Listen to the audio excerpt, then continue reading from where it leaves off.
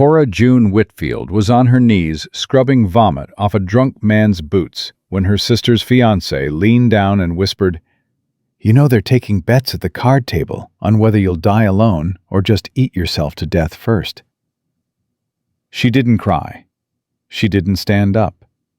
She reached into her apron pocket and touched the letter from a marriage broker. A letter matching her with a man the whole Arizona Territory called the Silence. A scarred rancher who hadn't spoken a full sentence in 4 years. Everyone said he was dangerous. Nobody asked what made him stop talking. Before we begin, drop a comment with the city you're watching from. I want to see how far Cora's story travels tonight. Hit that subscribe button and the notification bell so you don't miss what happens next. Now settle in. This one is going to stay with you. The drunk's name was Lyle Keever, and he had just vomited a night's worth of rot-gut whiskey onto his own boots and 3 feet of Vernon Whitfield's saloon floor. Cora was the one on her knees with the rag. She was always the one on her knees with the rag. "Somebody get Big Cora another bucket," Lyle slurred, laughing at his own joke. "She's gonna need a horse trough for this mess." The bar laughed. 30 people in the room. Not one of them moved to help. Cora wrung out the rag. Her knuckles were cracked and raw. The floorboards pressed hard against her kneecaps.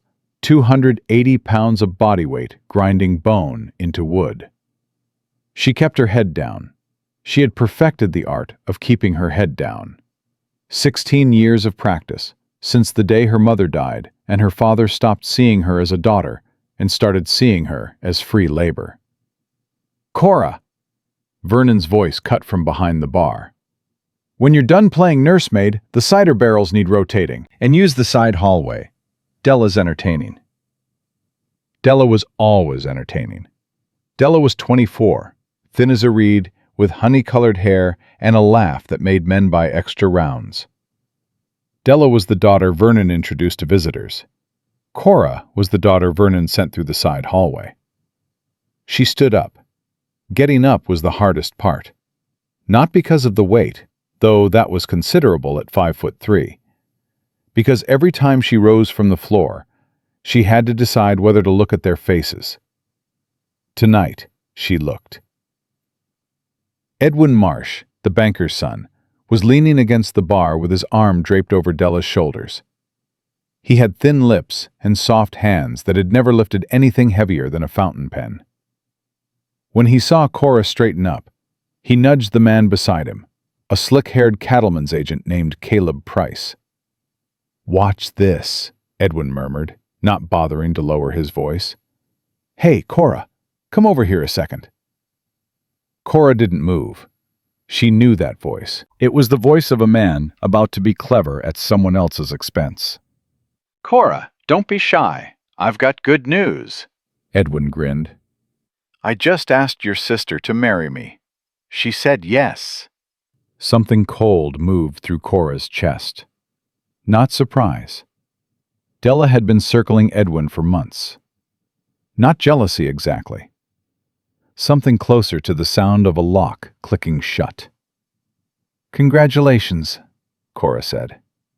"Thank you, Cora. That's real sweet."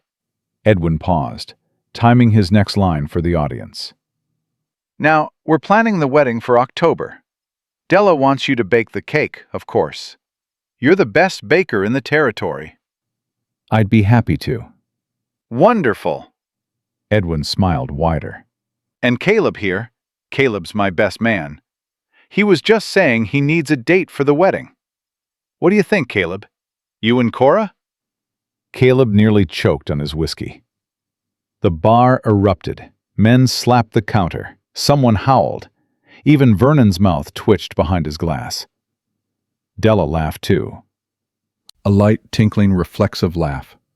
She caught Cora's eye for half a second and looked away fast, the way you look away from a dog you accidentally kicked. Cora stood there holding a rag soaked in another man's vomit, while 30 people laughed at the idea that someone might want her. She didn't cry. She had burned through her lifetime supply of public tears at age 14, when Billy Hatcher had taken a bet, $5 from his friends, to ask her to the harvest dance. He'd walked her halfway across the town square before his friends jumped out from behind the feed store, laughing so hard one of them fell into the horse trough. Billy had dropped her arm like it was on fire. "Sorry, big girl," he'd said. "Business is business." So no, she didn't cry tonight. She turned around, walked through the side hallway, and went to the back room. She pumped water over her hands. She dried them on a clean cloth. She reached above the flour barrel, pulled out the loose board, and took the letter from its hiding place. She'd read it 40 times. She read it again. "Miss Whitfield, I have a match. His name is Silas Cade Drummond. He holds 400 acres of cattle land in Copper Hollow, Arizona Territory. He requires a wife to satisfy the terms of a territorial homestead grant. He is not a man of society. He does not write letters. He does not attend church. The people of the territory call him the Silence. He has been alone for 4 years. He asks only that the woman be willing to work and not afraid of quiet. He has accepted your terms. You are to take the stage to Tucson, then a freight wagon south to Copper Hollow. He will meet you at the trading post on the 20th of July. Silas Cade Drummond. The Silence of Copper Hollow." She'd asked around carefully. The stories came easy. They said he was 6.5 feet tall with a burn scar that ran from his jaw to his collarbone. They said he'd killed a man in Prescott by choking him to death with one hand. They said his wife fled in the middle of the night because she feared for her life. They said the last man who rode onto his property left without his horse and most of his teeth. Cora folded the letter. She pressed it against her chest. He had seen her photograph. Full face, no cropping, no hiding. 280 pounds of Cora June Whitfield staring straight into the camera. And he had said yes. Maybe he was desperate. Maybe he was blind. Maybe he was every terrible thing they whispered. But he had said yes. And in 26 years of living in Ridgeback, Texas, that word had never once been pointed in her direction. The back door opened. Della slipped in, fanning herself with a lace handkerchief. "Cora, Pa wants the good whiskey brought up from the cellar. Edwin's buying rounds for the whole bar." She paused. "I'm sorry about what Edwin said out there. About Caleb. He was just being funny." "Funny. You know what I mean. He didn't mean anything by it. He meant exactly what he said, Della. And you laughed." Della's face tightened. For 1 second, something old flickered in her eyes. A memory, maybe, of 2 girls sharing a bed after their mother's funeral, holding hands in the dark. Then it was gone. "Don't make this about you tonight, Cora. Please, this is my engagement." "Everything is yours, Della. The engagement, the front room, Pa's attention. I'm not making anything about me. I'm just the one who bakes the cake and uses the side door." Della opened her mouth, closed it. She set the handkerchief down on the counter with the careful precision of a woman who had learned that walking away was easier than looking too closely. "The cellar, Cora. The good whiskey." She left. Cora stood alone in the back room. She looked at the letter in her hand. She looked at the door Della had walked through. She thought about the ledger behind Vernon's bar, the one where he tracked every person who worked in the saloon.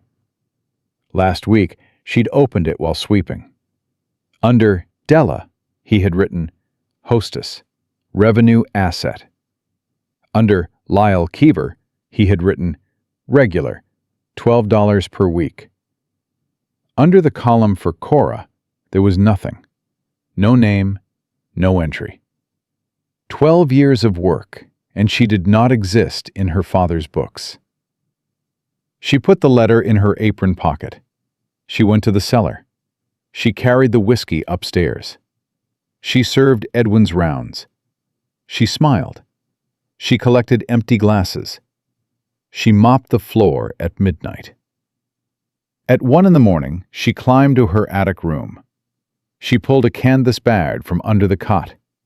She packed her mother's Bible, a clean dress, the dark green one with the let-out seams, her sewing kit, a bar of lye soap, a pouch of dried herbs, rosemary, sage, yarrow. Her mother had taught her to use for fever and headaches and heartbreak. She sewed her savings into the lining of her corset. $47.30.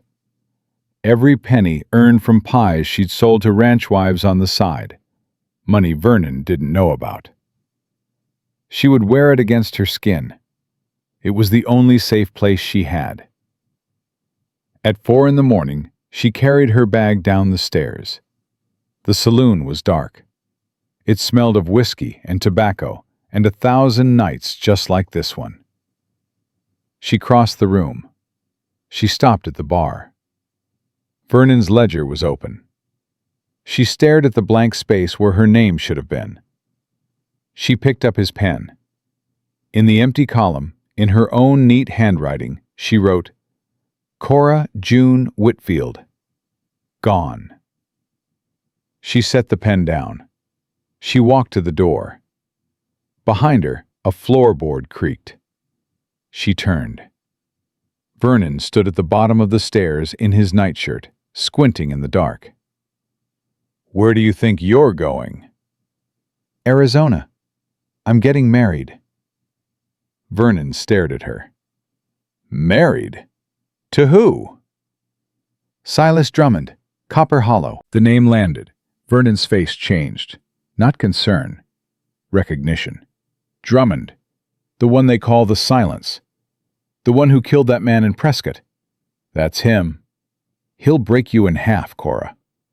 Maybe, but at least he'll see me when he does it. Vernon blinked. For 3 seconds, something passed across his face. Not love, not regret, but something that lived in the same neighborhood. The look of a man who suddenly understood that a piece of furniture he'd walked past every day for 12 years was actually a person, and she was leaving. You don't got to do this, he said quietly. Yes, I do, Pa. I really do. She waited. If he said stay, if he said, I need you, if he said one single word that proved she was more than a blank column in his ledger, she might have wavered.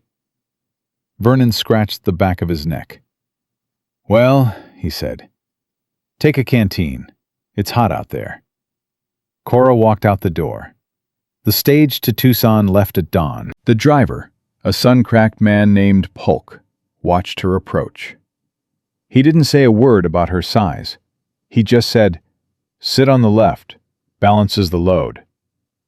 2 other passengers, a preacher in a sweat-stained collar reading Revelations aloud, and his bird-like wife clutching a hat box. 3 days of dust and heat, and the preacher's wife sighing every time Cora shifted her weight, and the springs groaned. On the second day, the stage hit a rut so deep the left wheels sank to the axles in dried mud. Polk cursed.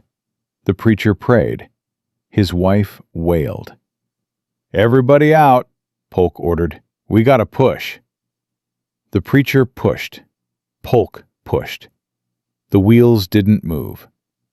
The preacher's wife stood in the shade of a mesquite tree and fanned herself. Cora walked to the back of the stage. She planted her boots in the dirt, pressed her shoulder against the rear panel, and pushed. 280 pounds of Cora June Whitfield shoved against that stagecoach, and the mud sucked and groaned, and the wheels lurched forward and caught the hard ground. Polk stared at her. The preacher stared at her. Physics, Cora said, brushing dirt off her sleeves. Doesn't care who's pushing, just cares about weight. Nobody complained about the springs for the rest of the ride. Copper Hollow wasn't a town. It was a rumor of a town. A trading post with a tin roof. A corral with 6 scrawny horses and a mule that looked like it had given up on life. A crooked sign. Copper Hollow Pop, 34. With the 34 crossed out and 29, scratched below. Cora stepped off the stage into heat that hit her like an open furnace door. Sweat soaked through her dress in 30 seconds flat. Polk dropped her bag in the dust. "Good luck, ma'am." He meant it. There was pity in his eyes. She stood beside her bag. She looked at the empty road heading south into the red hills. She waited. 1 hour. The sun hammered down. She moved under the trading post's overhang. 2 hours. She drank from the water trough. Dignity was a luxury for women who weren't melting. 3 hours. Her vision swam. She sat on her bag because her legs were shaking. He's not coming. He saw the photograph again and changed his mind. He rode halfway here and turned around. "You the Whitfield girl?" A woman stood in the doorway of the trading post. Old. Navajo by the silver and turquoise at her wrists. Face like cracked earth. Braids white as bone. She moved like water. Silent, deliberate, impossible to rush. "I am," Cora said. "Drummond's wife?" "Supposed to be." The old woman studied her. She looked at Cora's size the way a carpenter looks at a beam, measuring for strength, not for beauty. No disgust, no amusement, just assessment. "He's comin'. Silas don't hurry for nothin', not even a wife." She stepped onto the porch. "I'm Nettie. I run the post." "Is he what they say?" Cora asked. "What do they say? That he's dangerous, that he killed a man, that he doesn't speak." Nettie was quiet. Then, "A cactus got thorns. Don't mean it ain't full of water. Just means you gotta know how to hold it." Cora opened her mouth to respond, but Nettie wasn't finished. "You picked a hard time to come to Copper Hollow. Judge Graves and his mining company been buying up every claim in this valley. Silas is the last one holding. Lot of powerful men want that land." Nettie looked south, toward the hills. "Your husband needs more than a signature on a deed. He needs somebody willing to stand." Before Cora could ask what that meant, hoofbeats, slow and heavy, coming from the south road. A horse appeared through the heat shimmer. A massive buckskin, the color of old sand. On its back, a shape that looked less like a man and more like a piece of the landscape that had torn itself free and started moving. Silas Cade Drummond rode up to the trading post and stopped. He didn't dismount. He sat the saddle like he was bolted to it. Everything the rumors promised. Nothing she expected. Tall, even sitting down. Shoulders that strained the seams of a faded work shirt. Arms roped with muscle, sleeves rolled past the elbows. A battered hat pulled low. Below the brim, hard angles and shadow. A jaw like quarry stone, a nose broken at least once. And the scar. It started below his left ear and ran down his neck, disappearing under a bandana knotted at his throat. Old burn. Healed bad, puckered and white. His eyes were dark brown, nearly black. They settled on Cora with the weight of a physical thing. He looked at her, all of her. Cora stood up from her bag. She didn't suck in her stomach. She didn't fix her dress. She didn't angle her body or lower her chin or do any of the 100 small adjustments she'd spent a lifetime making to take up less space. She let him look. If he was going to send her back, he was going to send back the real thing. 5 seconds. 10. 15. "You, Cora?" His voice was gravel, low and rough, like a machine that hadn't been oiled in years. "I am." He looked at her bag. One bag. He looked back at her. Something shifted behind those dark eyes. Not warmth. Not welcome, but acknowledgement. A man who expected nothing finding something he couldn't categorize. He swung off the horse. His boots hit dirt, and the ground felt it. 6'4", maybe more. Hands like shovels. He walked to her bag, picked it up one-handed, and lashed it to the back of the saddle. Every movement precise. No wasted motion. He turned back, looked at the horse, looked at her, doing the math. "Can you ride?" "I can sit a horse. I don't think yours wants the job." "Brutus carries 300 pounds of fence posts. He won't mind." Not a compliment. Not an insult. A fact delivered like weather. He walked to the horse's left side, laced his fingers together, held them low. A step. Cora put her boot in his hands. His grip was iron. He lifted her, smooth and steady, not a grunt, and she swung into the saddle. For 1 second, her hand gripped his shoulder. Beneath the thin shirt, muscle like braided rope, and heat like a forge. He adjusted the stirrups without being asked, checked the cinch strap, checked it again. "You're walking?" Cora said. 3 miles. In this heat?" He didn't answer. He took the reins and started walking. The horse followed. Cora looked back at Nettie. "He checked that cinch twice before he let you up," Nettie called. "Just so you know." 3 miles in silence. Brutal, shimmering silence. His shirt went dark with sweat between the shoulder blades. He walked with a slight hitch in his left stride, old injury, and he didn't look back once. The ranch rose out of the heat like a mirage. Adobe and timber, built into a red rock bluff. A barn, a corral with cattle bunched in the shade, a windmill turning lazy, and on the porch, a hound dog so old and bony it looked like a skeleton someone had forgotten to bury. It lifted its head, tail thumped weakly. Silas helped her down. Same efficient lift. He set her on the ground and stepped back fast, putting distance between them, like distance was the only thing keeping him safe. Inside, water's on the table. Cora climbed the steps. The dog sniffed her hand. She scratched its ears. "That's Biscuit," Silas said. "He don't bite. He don't do much of anything." "Hello, Biscuit." The tail thumped harder. Silas watched this with an expression she couldn't read. Inside was dark and hot, but the thick walls held the worst heat out. A table, 2 chairs, a cook stove, a bed in the corner with a single blanket. A rocking chair by the window buried under a layer of dust. And nothing else. No curtains, no pictures, no color. A place where a man existed, but did not live.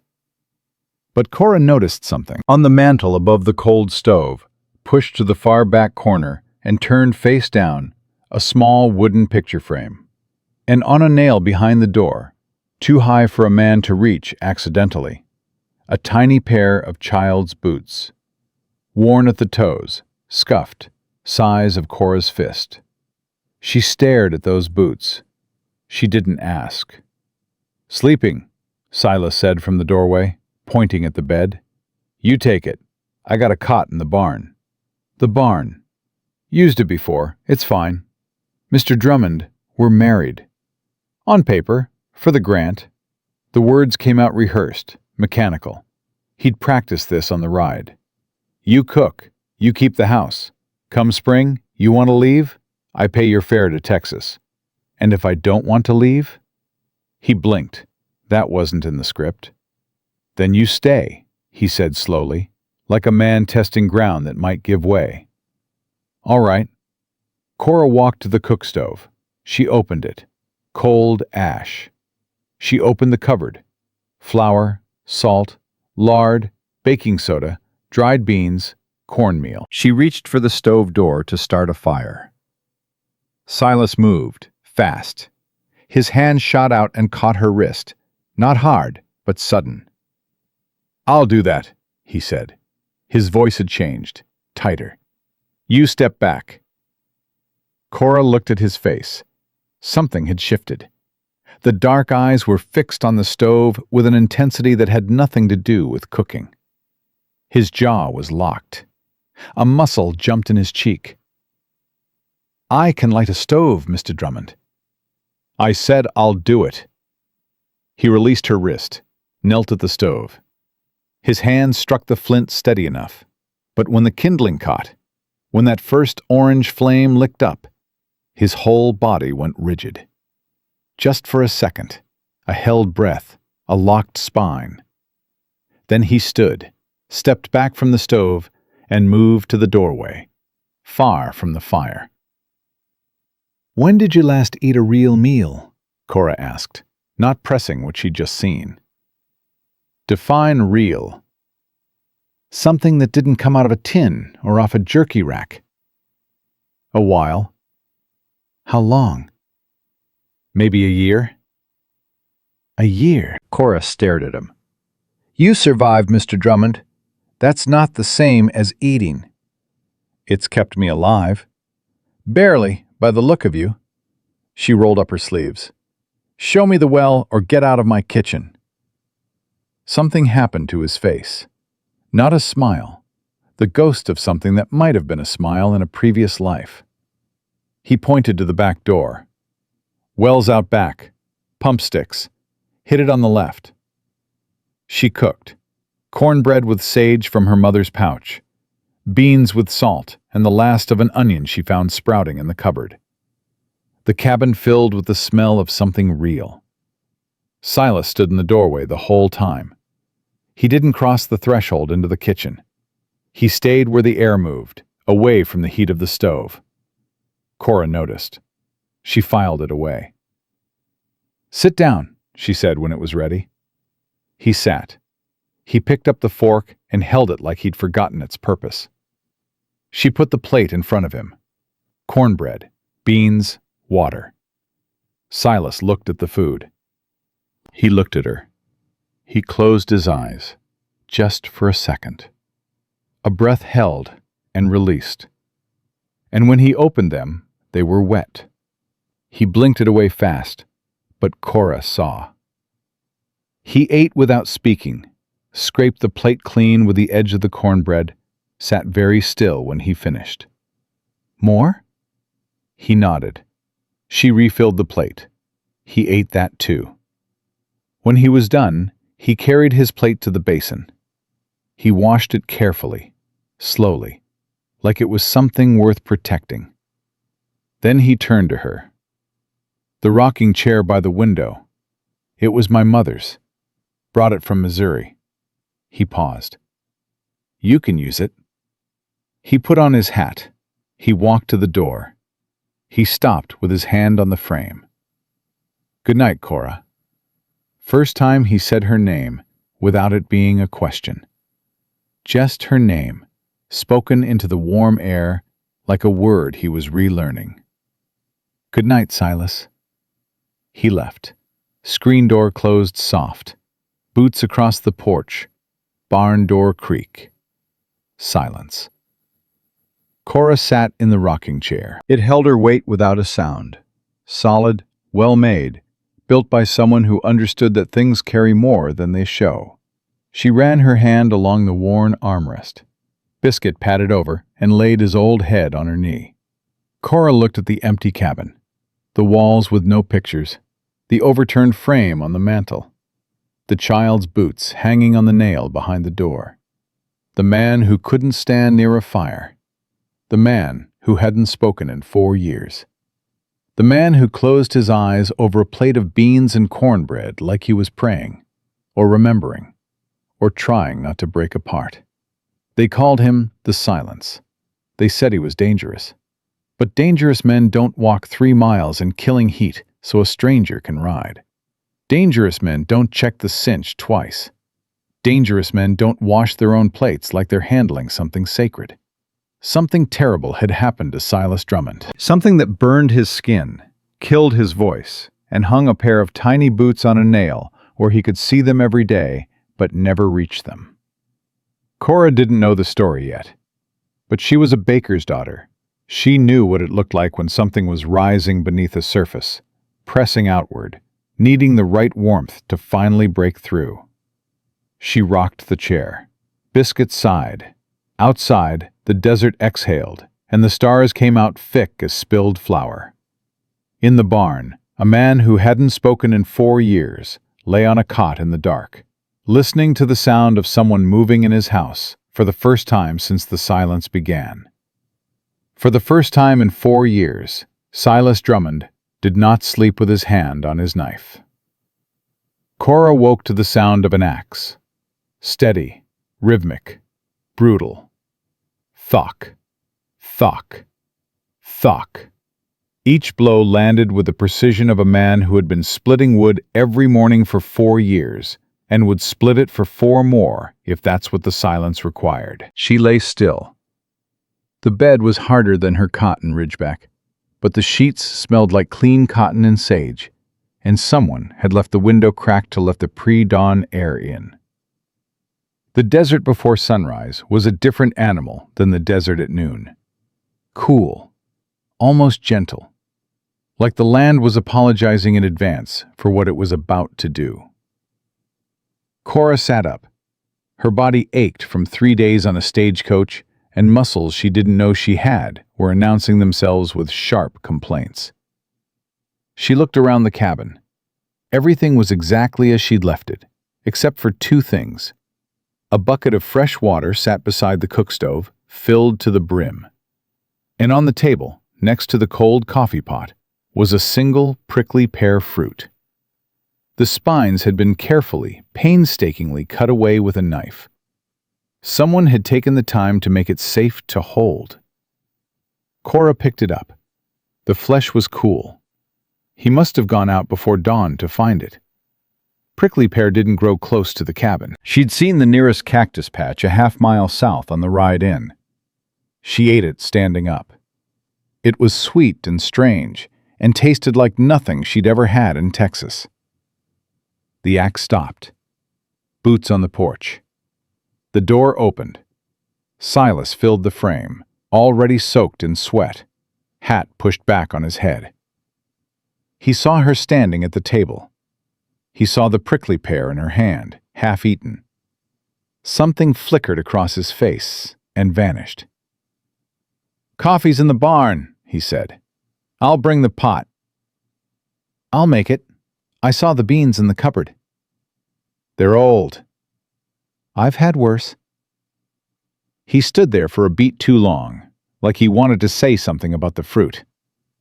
He didn't. He pulled his hat down and went back outside. Cora made coffee. She made it strong, the way ranch hands liked it, thick enough to hold a spoon upright. She fried cornmeal cakes in lard and set the table. When Silas came back in, he washed his hands at the pump without being told, and sat down without being asked. They ate in silence. Not the heavy, punishing silence of Vernon's house, where quiet meant you were being ignored. This silence had texture. It was the silence of 2 people learning each other's shapes in a small space, figuring out where the edges were.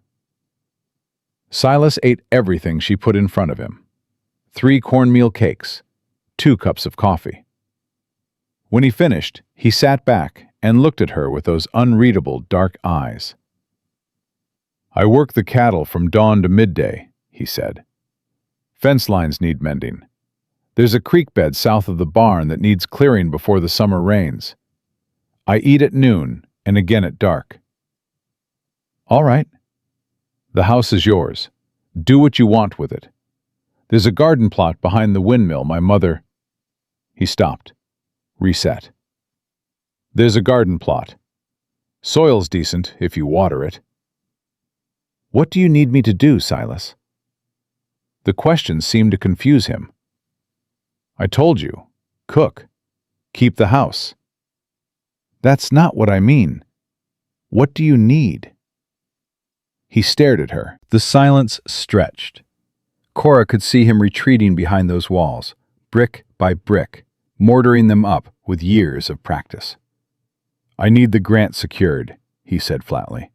"I need the inspector to come in September and see a working homestead with a wife and improvements. That's all." That's all. That's all. Cora let it go. She cleared the plates, but as Silas stood to leave, she said, "The boot's behind the door." He froze. His back was to her, and she watched every muscle in his shoulders lock tight. "The little boot's on the nail," Cora said quietly, "and the picture frame on the mantel, turned face down. I'm not asking for the story, but I want you to know I see them." Silas didn't turn around. His hand gripped the doorframe so hard the knuckles went white. 10 seconds. 20. "Don't touch them," he said. His voice was barely a whisper. "Don't move them. Don't ask."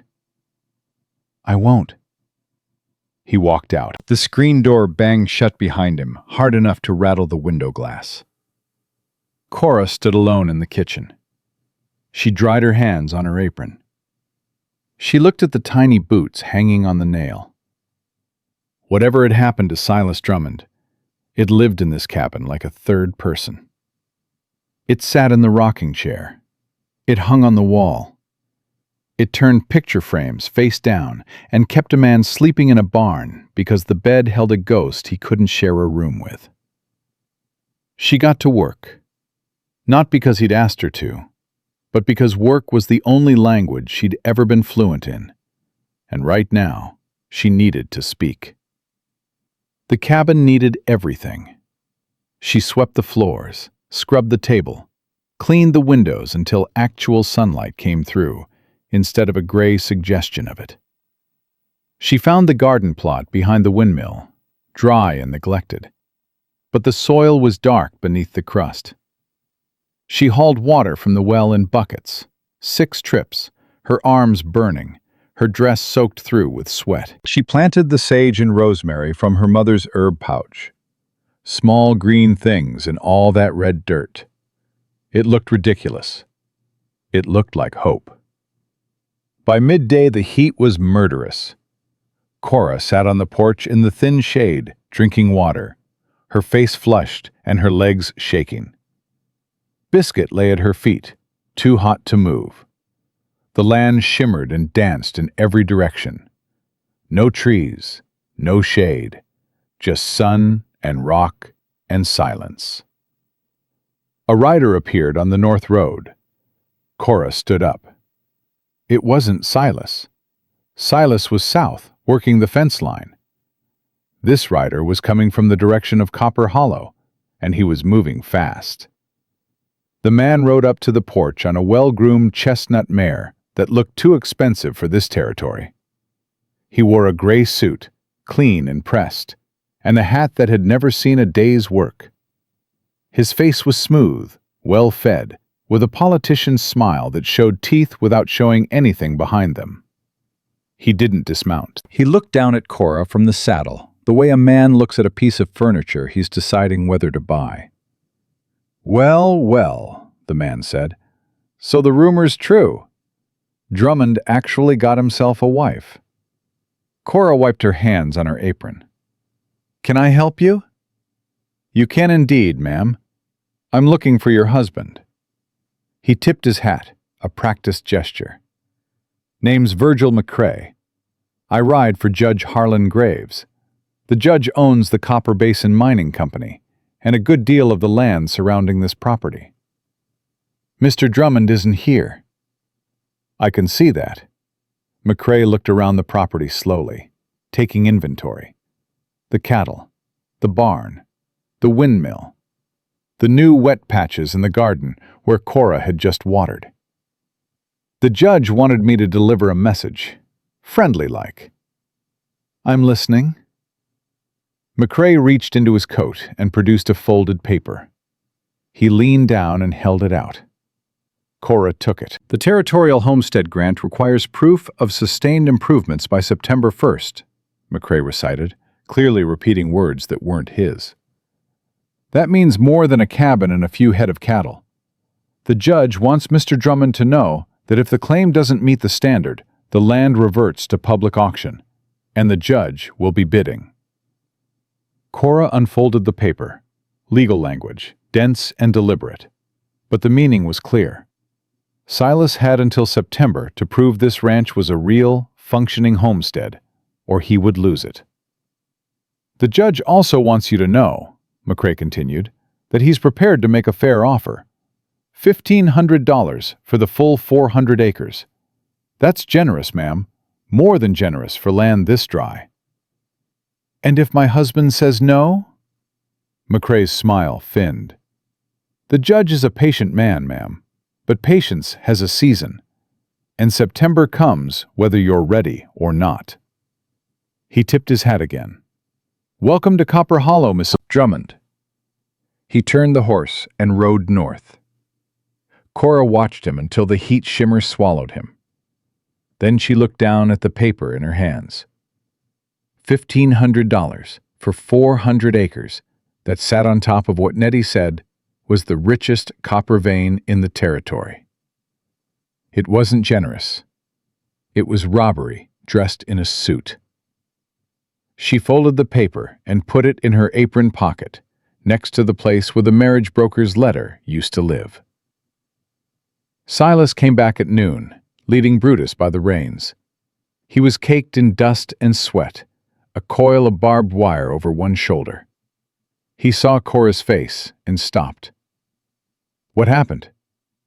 A man came, Virgil McCrae. Said he rides for Judge Graves. Something dark moved through Silas's eyes. Not the panic she'd seen last night near the stove. Something colder. Something that lived deeper. What did he want? Cora handed him the paper. Silas read it. His jaw worked. The paper crumpled slowly in his fist. Graves has been circling this land for 2 years, Silas said. Every rancher in the valley sold to him. Peterson, the Burks, old Charlie Redmond. I'm the last one. Why won't you sell? Silas looked at the cabin, at the barn, at the garden where Cora's herbs were already wilting in the noon sun. Because I built this with my hands, he said. Every wall, every fence post, and because... He stopped. Because what? Because it's the last place she knew I was. The words hung in the heat between them. Cora understood immediately. Not his dead wife. His daughter.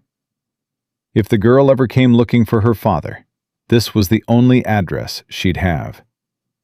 This ranch wasn't just land. It was a lighthouse. A signal fire for a child who might never come home. Then we don't sell, Cora said. Silas looked at her. Really looked.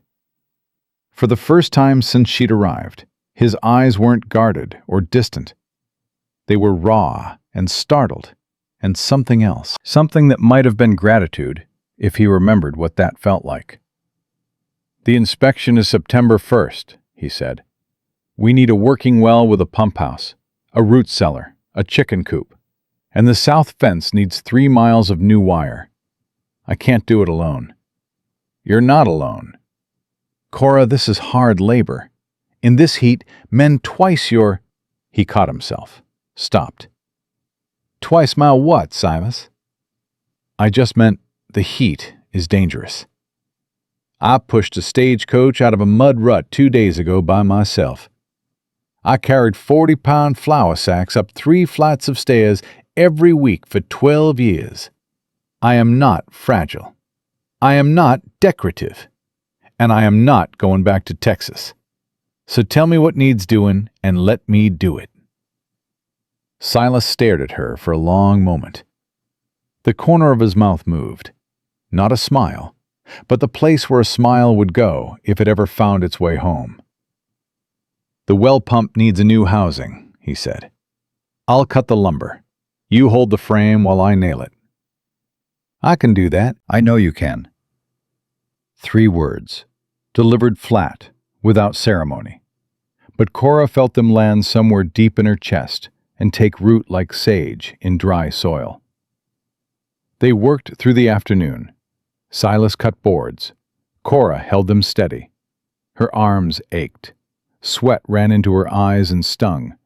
The sun beat down like a punishment. But they found a rhythm, the same way two instruments find a key, not by discussing it, but by listening. He handed her tools before she asked. She passed him nails without being told. When she strained to hold a beam overhead and her arms started shaking, he didn't take it from her. He moved closer and braced it with his shoulder, sharing the weight without a word. Once, reaching for a plank, their hands touched. Silas pulled back like he'd grabbed a hot stove. Cora pretended not to notice. At dusk, the pump house frame stood solid against the orange sky. Crude, but strong. Cora sat on the porch steps, every muscle screaming, drinking water from a tin cup. Silas sat on the bottom step, 3 feet between them. Biscuit lay in the dirt, twitching in a dream. "Graves won't stop with a letter," Silas said, not looking at her. "I know. He's bought the sheriff, bought the assayer's office, probably bought the territorial inspector, too. If the inspection goes wrong, he takes the land legal. No guns, no fight, just paper. Then we make sure the inspection goes right." Silas turned the tin cup in his hands. "You should know what you're standing in the middle of, Cora. This isn't just a homestead. There's copper under this dirt, a vein that runs from my south pasture all the way to the creek bed. Graves knows it. That's why $1,500 for 400 acres. The copper alone is worth $50,000. Cora let that number sit. $50,000. More money than she'd see in 10 lifetimes. "Does he know you know?" "Doesn't matter what I know. Matters what I can prove by September." The desert cooled. Stars came out. Cora watched them spread across the sky, thick and bright in a way you never saw in Texas, where the air was too thick with humidity. "Silas." "Yeah." "The girl who wore those boots. How old would she be now?" His whole body went still. The tin cup stopped turning in his hands. 5 seconds. 10. Cora waited. She didn't push. She just sat there, 3 feet away, solid and patient and not going anywhere. 8, Silas said finally. His voice was almost gone. "She'd be 8 this October." "What's her name?" "Rosie." The word came out like it cost him something precious, like he'd been holding it in a locked room for 4 years, and the hinges had rusted shut, and saying it aloud was an act of physical strength.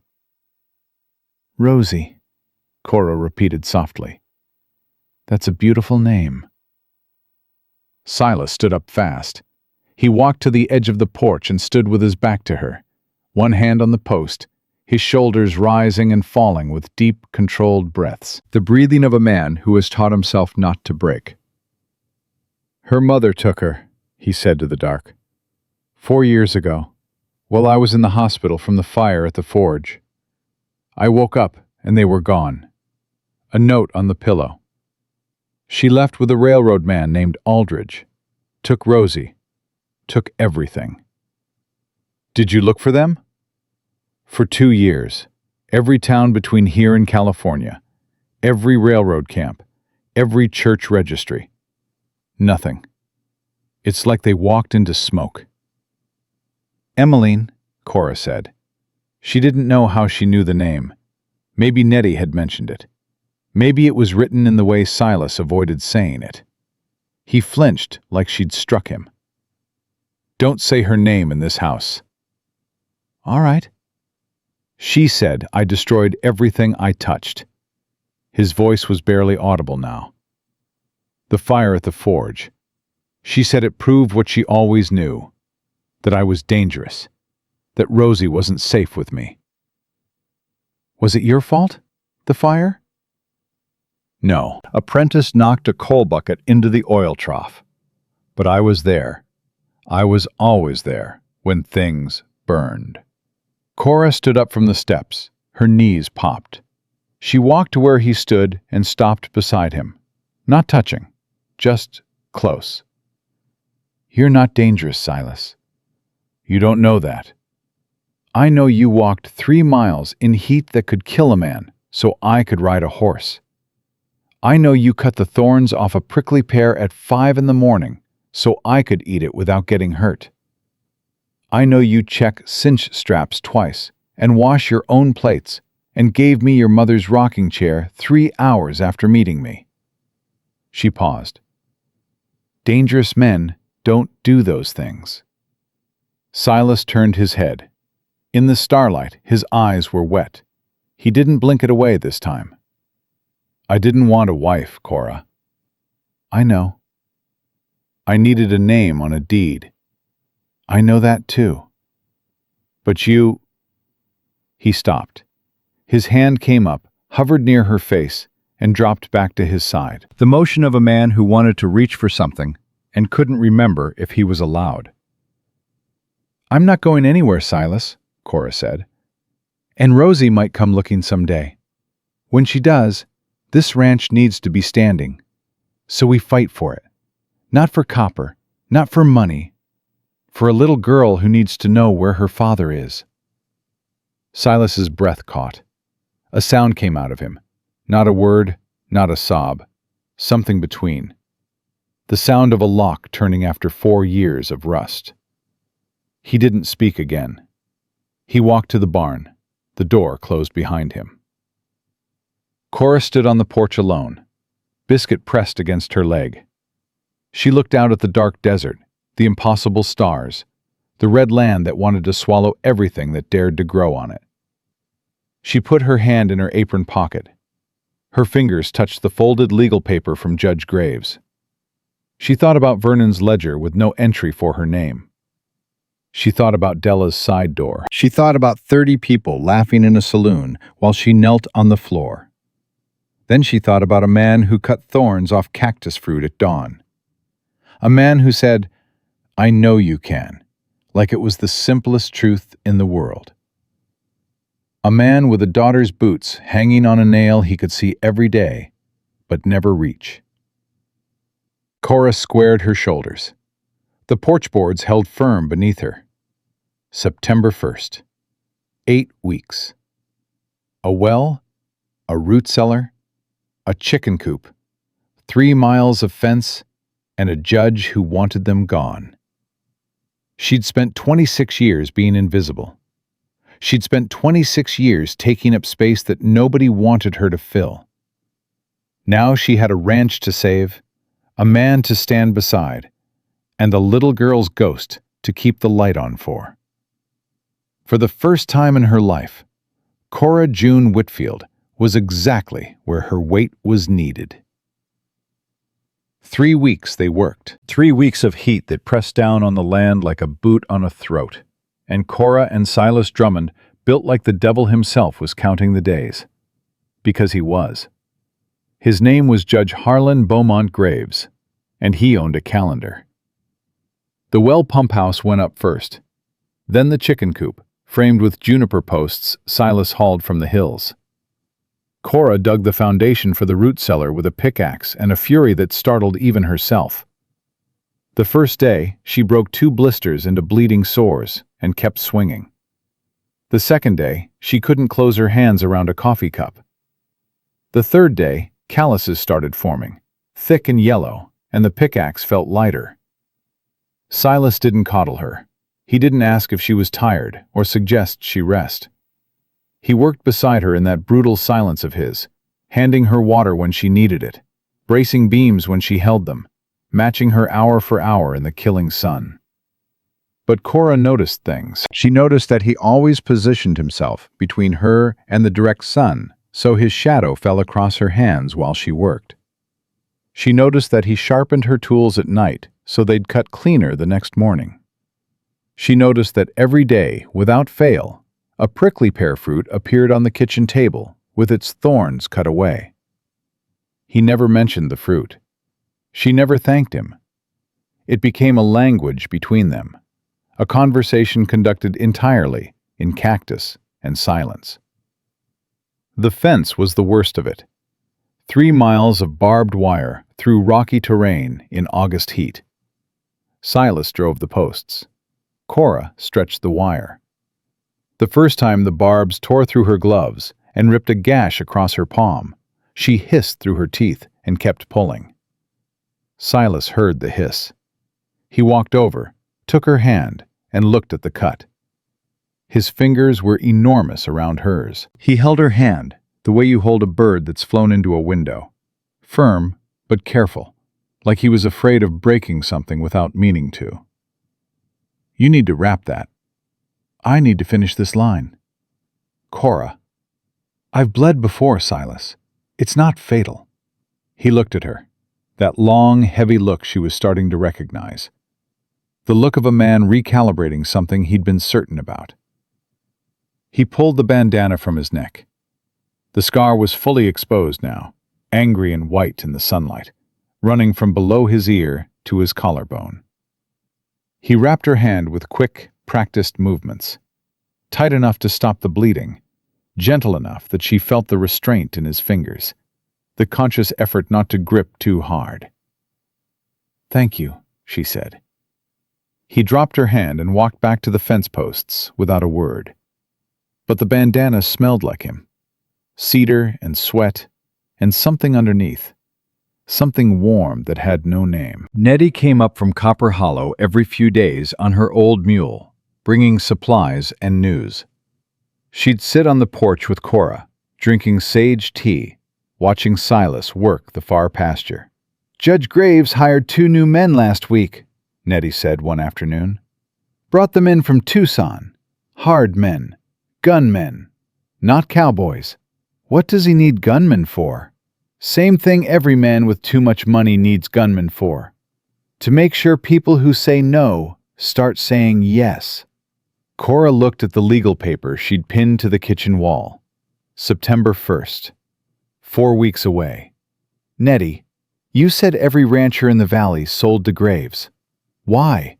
Nettie sipped her tea. "Peterson's barn burned. Middle of the night. Lost his whole hay crop. Sold the next week.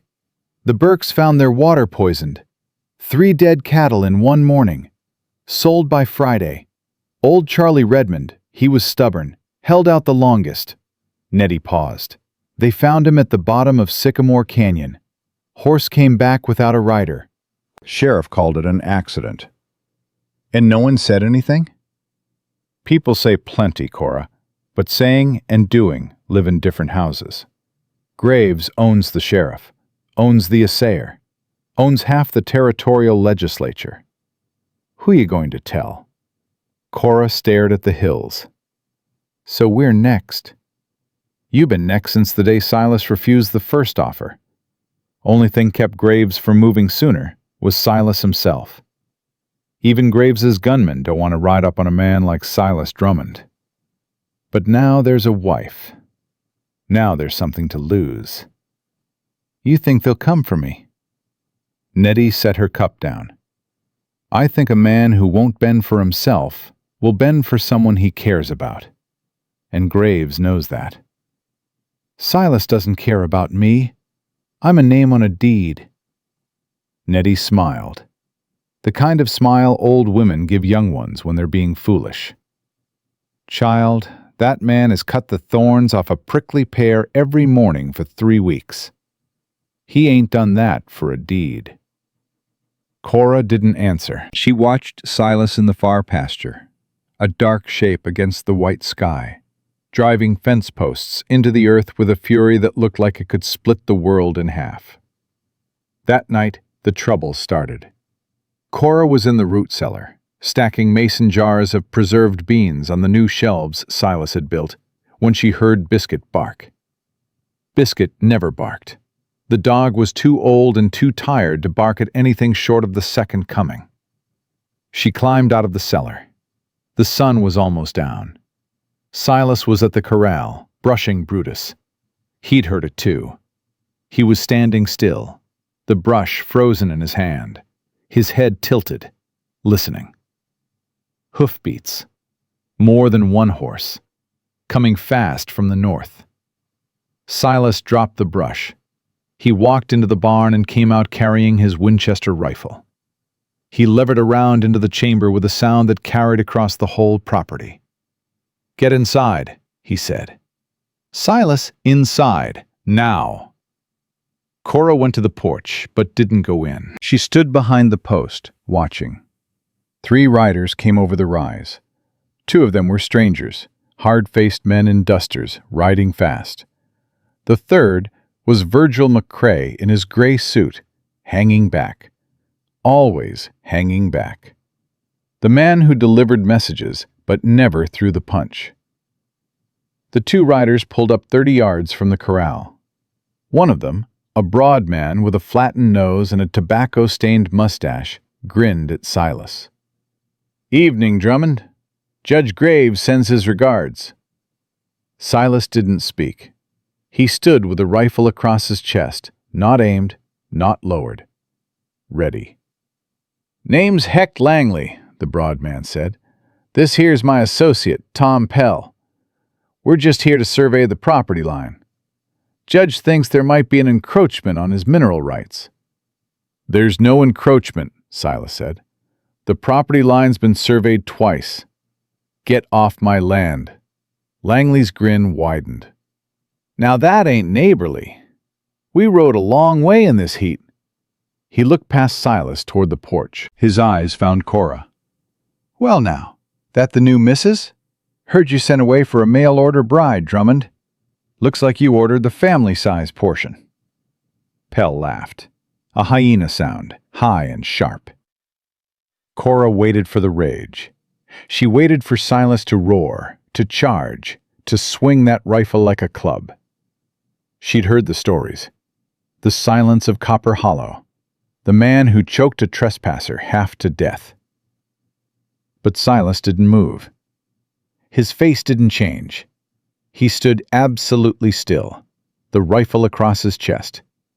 And he looked at Heck Langley with those dark eyes that held nothing at all.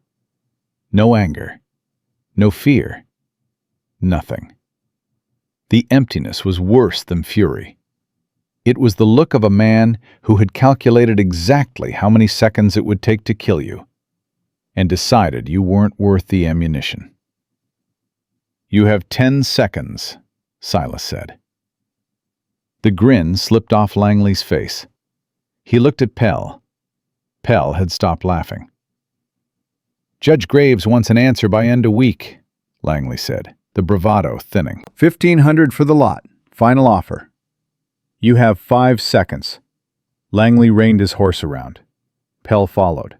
McCrae, who hadn't spoken the entire time, tipped his hat toward Cora with what looked almost like an apology and rode after them. Silas stood in the yard, watching them go. He didn't lower the rifle until the dust settled. Then he turned to Cora. "I told you to go inside." "You did." "You didn't listen." "I didn't." He stared at her. "You're going to be a problem." "I'm going to be a lot of things, Silas.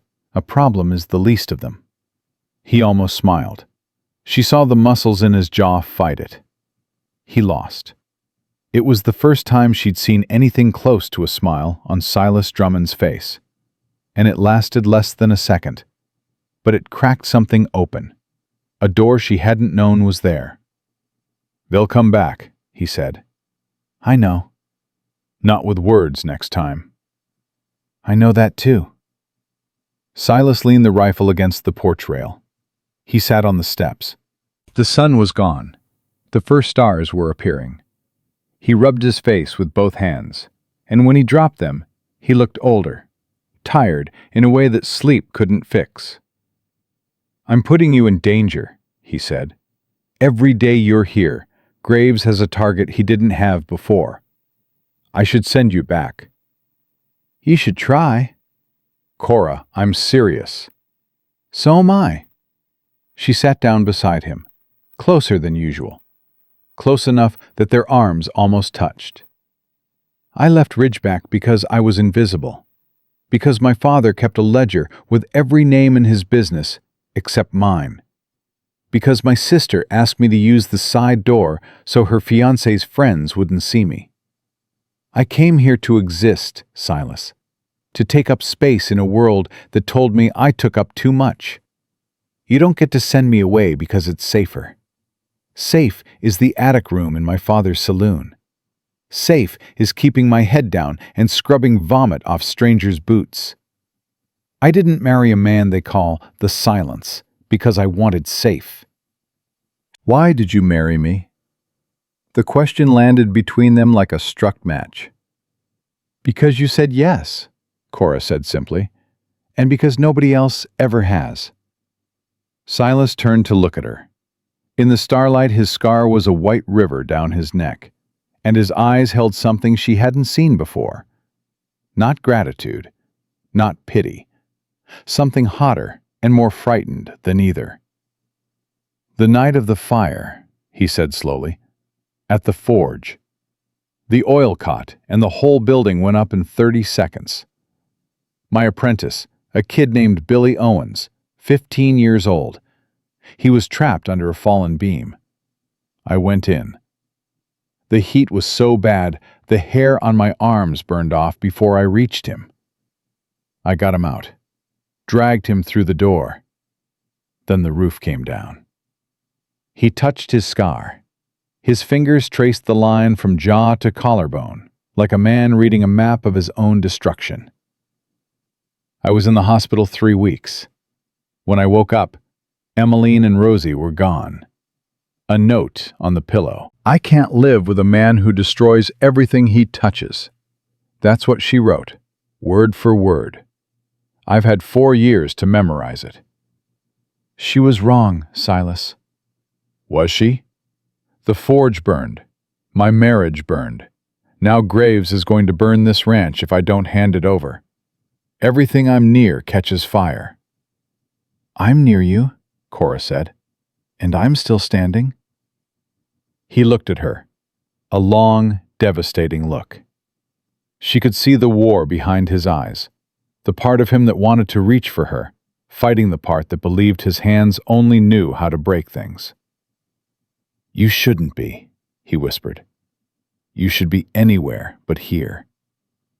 Well, I'm not anywhere but here. I'm right here, on this porch, and I'm not leaving. And tomorrow morning, I'm going to eat whatever cactus fruit you leave on the table, and I'm going to dig the rest of that root cellar, and I'm going to stretch 3 miles of barbed wire with my bare hands if I have to. And if Graves sends 100 men, I will stand on this porch and I will not move, because this is the first place in my life where someone checked the cinch strap twice before letting me climb up. And I will fight for that. I will fight for that with everything I've got. Silas's breath was ragged. He turned away from her, gripping the porch rail. His knuckles were white. You don't know what it's like, he said through clenched teeth, to hold someone and feel them leave, to carry a child on your shoulders and then wake up to an empty house. You don't know what that silence sounds like. No, Cora said. I don't know that silence. I know a different one. I know the silence of a room full of people where nobody says your name. I know the silence of a father who looks through you like glass. I know the silence of 26 years of being told you take up too much space and not enough worth. She stood up. We've got different wounds, Silas, but we bleed the same color. And I'd rather bleed here with you than be invisible anywhere else. Silas didn't move. He stood at the rail, breathing. The desert wind moved through the property, hot and dry, carrying the smell of sage and dust, and the faint mineral tang of copper buried deep in the earth beneath them. Then he did something he hadn't done since she'd arrived. He turned around and looked at her without the walls. No guard, no distance, no practiced emptiness. Just Silas, raw and broken and terrified and alive. I hear her sometimes, he said. Rosie, laughing. In the barn, in the pasture. I turn around and there's nothing there. I keep those boots on the nail because if I put them away, it means she's gone. And I can't— His voice cracked. I can't put them away, Cora. Cora stepped forward. She took his hand. His fingers were stiff, curled, resisting. She held on. She didn't pull him toward her. She didn't try to hug him or soothe him. She just held his hand. 280 pounds of Cora June Whitfield, planted on that porch like an anchor in a storm. Then we don't put them away, she said. We leave them right where they are, and we keep the light on. Silas looked down at her hand wrapped around his. His fingers slowly uncurled. He didn't squeeze back, not yet. But he stopped pulling away. They stood on the porch in the dark, holding hands like two people on the edge of a cliff who just realized the ground was still under their feet. In the barn, Biscuit howled once at the moon, long and mournful, and oddly beautiful. The windmill creaked. The stars burned. Somewhere north, Judge Harlan Graves sat in his office in Copper Hollow, looking at a map with one unmarked parcel on it. The last piece of a puzzle he intended to complete, by any means necessary. And somewhere far away, in a town neither Cora nor Silas could name, a girl of 8 with her father's dark eyes was asking a question that no one around her wanted to answer. Where is my papa? The root cellar was finished on a Thursday. Cora stood at the bottom of the 8-foot hole covered in red dirt, her dress ruined, her arms shaking, and she laughed. She couldn't help it. The sound bounced off the packed earth walls and came back to her strange and unfamiliar. She hadn't laughed in so long she'd forgotten the shape of it in her mouth. Silas appeared at the rim, looking down at her. Sweat dripping off his jaw, dirt in his beard. What's funny? Nothing. Everything. I just dug a hole big enough to bury a horse, and I'm standing in it laughing like a crazy woman. You are a crazy woman. You married me. Cora looked up at him. He was silhouetted against the white sky, big enough to block out half the sun. And he had made a joke. Silas Drummond, the silence of Copper Hollow, the man who hadn't spoken in 4 years, had made a joke. Did you just make a joke? No. You did. I heard it. You heard wrong. Get out of the hole. He reached down. She grabbed his forearm. He pulled her out one-handed, 280 pounds, lifted from an 8-foot pit like she was made of paper. When she came over the rim, she stumbled forward and collided with his chest. His arms came up reflexively, catching her, holding her. They stood there, pressed together. His arms around her, her hands flat against his chest. She could feel his heartbeat, fast and hard, faster than a man who'd just lifted a heavy load.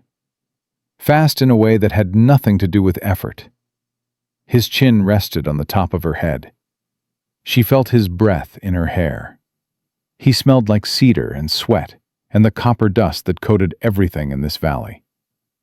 3 seconds. 4. 5. Silas released her, stepped back.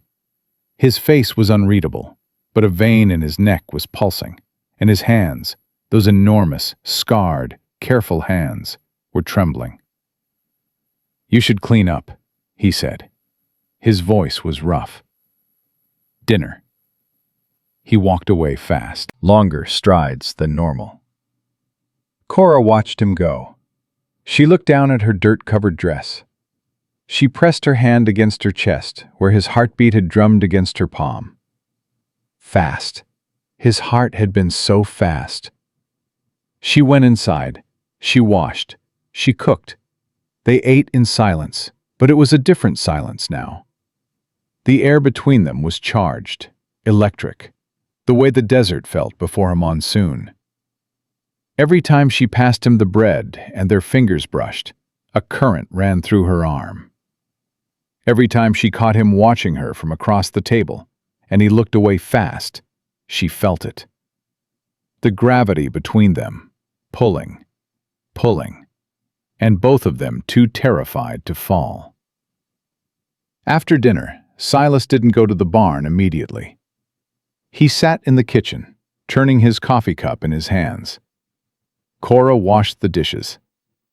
The only sound was water and the clink of tin. Cora. Yes? The bed in the cabin. It's big enough for two. Her hands went still in the water. She didn't turn around. I'm not sane, he stumbled. She heard the chair creak as he shifted. I mean, it's getting cold at night. The barn roof leaks, and the monsoon season is coming, and it doesn't make sense for me to— You can sleep inside, Silas. On the floor, by the door. I'll put my bedroll there. All right. All right. She heard him stand. She heard him pause. She heard him walk to the door, stop, and come back. Cora. She turned around. He was standing 3 feet away, and his face held something she'd never seen on it.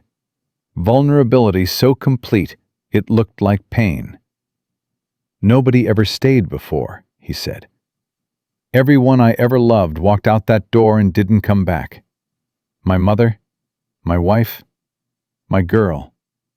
If you stay and then leave, I don't survive it. I need you to know that. I won't survive it. Cora dried her hands. She walked to him. She put her hand flat against his chest, right over his heart. She felt it hammering under her palm. I wrote my name in my father's ledger the night I left Ridgeback, she said. Cora June Whitfield. Gone. That woman is gone, Silas. The one who's standing here is Cora Drummond, and she isn't going anywhere. Silas closed his eyes. His hand came up and covered hers, pressing it harder against his chest. He held it there. She felt the scar tissue on his fingers, the roughness of his palm, the warmth of him. He didn't kiss her. He wasn't ready. But he held her hand against his heart, and he breathed. And for the first time since she'd known him, the breathing was steady. That night, Silas slept on a bedroll by the cabin door. Cora lay in the bed, listening to him breathe. Biscuit lay between them, old bones on the hard floor, tail thumping in a dream. Somewhere outside, the desert held its breath. The monsoon was coming. And with it, everything Judge Graves had been planning in the dark. The monsoon hit on a Tuesday. Not rain. Vengeance. The sky turned black at 2 in the afternoon, and the wind came first, slamming into the cabin like a freight train, tearing the laundry line clean off its posts. Then the water. Not drops. Sheets. Solid walls of rain that turned the yard into a river in 20 minutes, and the creek bed into a roaring brown torrent that clawed at the banks like something alive and hungry. Silas moved fast. He was already soaked by the time he reached the corral, driving the cattle toward higher ground behind the barn. Cora ran beside him, her boots sinking in mud up to the ankle, her dress heavy as a saddle blanket. She couldn't see 10 feet ahead. She grabbed the corral gate and held it open while Silas swung his rope, pushing the panicked cattle through. "The coop!" Cora screamed over the wind.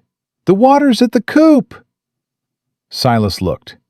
The chicken coop they'd built 3 weeks ago was sitting in 6 inches of rising water. 14 chickens, the foundation of their homestead proof, were screeching and battering against the wire.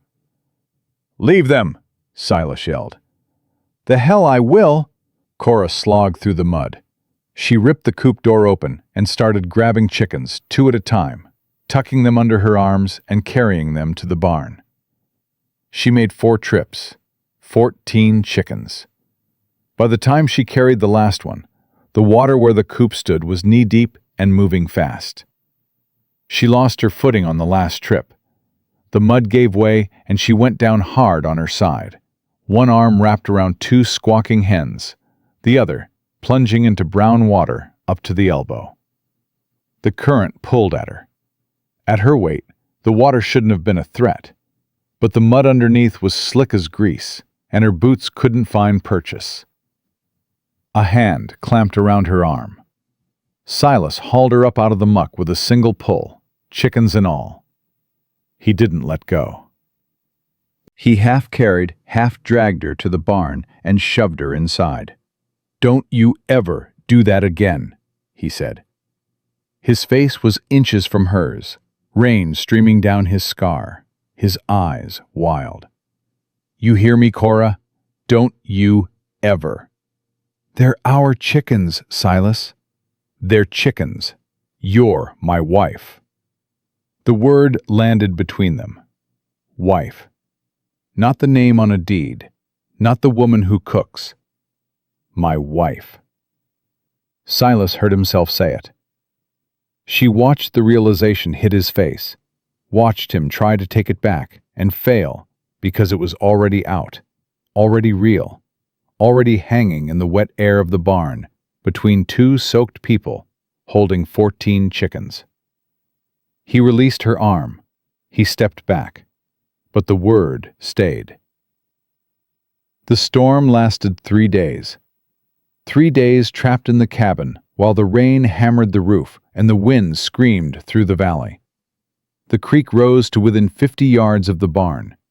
The south fence, the one they'd spent 2 weeks building, was underwater. On the second night, the lightning started. Not distant flashes, direct strikes. The kind that split the sky and hit the ground so close you could smell the ozone and feel the thunder in your teeth. Silas sat by the door with his rifle across his knees. He hadn't slept since the storm began. Every flash of lightning lit the cabin white, and Cora saw his hands grip the rifle stock tighter. His jaw was locked. His eyes were open too wide. "Silas, come away from the door." "I'm fine." "You haven't slept in 2 days." "I said I'm fine." Lightning struck somewhere close. The thunder was immediate, a cannon blast that shook the walls. Silas flinched. The rifle jumped in his hands. Biscuit yelped and pressed against Cora's legs. "It's not fire, Silas," Cora said gently. "It's rain. Lightning and rain. The cabin is adobe. It won't burn." "Everything burns." "Not everything." He turned his head. In the lightning flash, his face was stripped bare. No walls, no silence, just terror, raw and old and deep as bone. "You don't know what it sounds like," he said. "When a roof comes down, when the timbers crack, the sound stays in you. It lives in your teeth. Every time thunder hits, I'm back in that forge, and Billy's screaming, and the oil is spreading, and I can't—" Another strike. Closer. The whole cabin shook. Silas's breath went ragged, fast, shallow, losing rhythm. His hands were shaking so badly, the rifle rattled against his knees. Cora stood up. She walked across the cabin. She took the rifle out of his hands and set it against the wall. He let her. He was too far gone to resist. She knelt in front of him, her knees protesting, and she took his face in both hands. "Look at me," she said. "Not the door, not the lightning, me." His eyes found hers, dilated, panicked, searching for something solid. "My name is Cora Drummond," she said. "I am in your cabin on your ranch in Copper Hollow. It is raining. The roof is holding. There is no fire. Your hands saved a boy named Billy Owens, and they are good hands, and I am holding them." She moved her hands from his face to his hands. She wrapped her fingers around his fists. She squeezed. "Breathe with me. In." He tried. Hitched. Failed. In, Silas. He pulled a ragged breath. Out. He let it go. His whole body shuddered. Again. She counted him through it. In and out. In and out. She didn't let go of his hands. She knelt on that hard floor with all her weight on her knees, holding a man twice her size together with nothing but her voice and her grip, and she breathed him back from the edge. It took 10 minutes. The lightning moved east. The thunder grew distant. Silas's breathing steadied. His fists uncurled. His fingers interlaced with hers, and this time, he squeezed back. Stay, he whispered. Just stay here. I'm not going anywhere. He leaned forward. His forehead pressed against hers. His eyes closed. They knelt together on the cabin floor, foreheads touching, hands locked, breathing the same air, while the storm raged itself out against the mountains. Cora's knees screamed. She didn't move. She would have knelt there until the floor rotted through. I keep waiting for you to leave, Silas said, his eyes still closed. Every morning I wake up and I think, today's the day. She saw the truth. She's going back to Texas. What truth? That I'm broken, Cora. That I can't sleep through a storm. That I can't light a stove without my hand shaking. That I keep boots on a nail for a girl who's never coming home. What kind of man does that make me? The kind worth staying for. He opened his eyes. They were wet and close, and she could see every fleck of gold hidden in the dark brown. Color she'd never noticed because he'd never let her this close. He kissed her. It wasn't gentle. It wasn't rough. It was desperate. The kiss of a man who had been drowning for 4 years and just broke the surface. His hands came up and cradled her face, shaking and scarred and careful, and he kissed her like she was air. Cora kissed him back. She kissed him with 26 years of invisible. She kissed him with every side door and every blank ledger and every fall nobody helped her up from. She kissed him with all the weight everyone told her was too much, and he held it. He held all of it. When they separated, he didn't pull away. He stayed close. His thumb traced the line of her jaw. You're the bravest person I've ever known, he said. And I've known some brave people. I'm not brave. I'm stubborn. Same thing out here. The storm broke on the 3rd morning. The sun came out savage and immediate, turning the standing water to steam. The land looked like a battlefield. The south fence was a tangled wreck of wire and broken posts, stretching into a lake of brown mud. The chicken coop was gone entirely, washed downstream. The garden was flooded.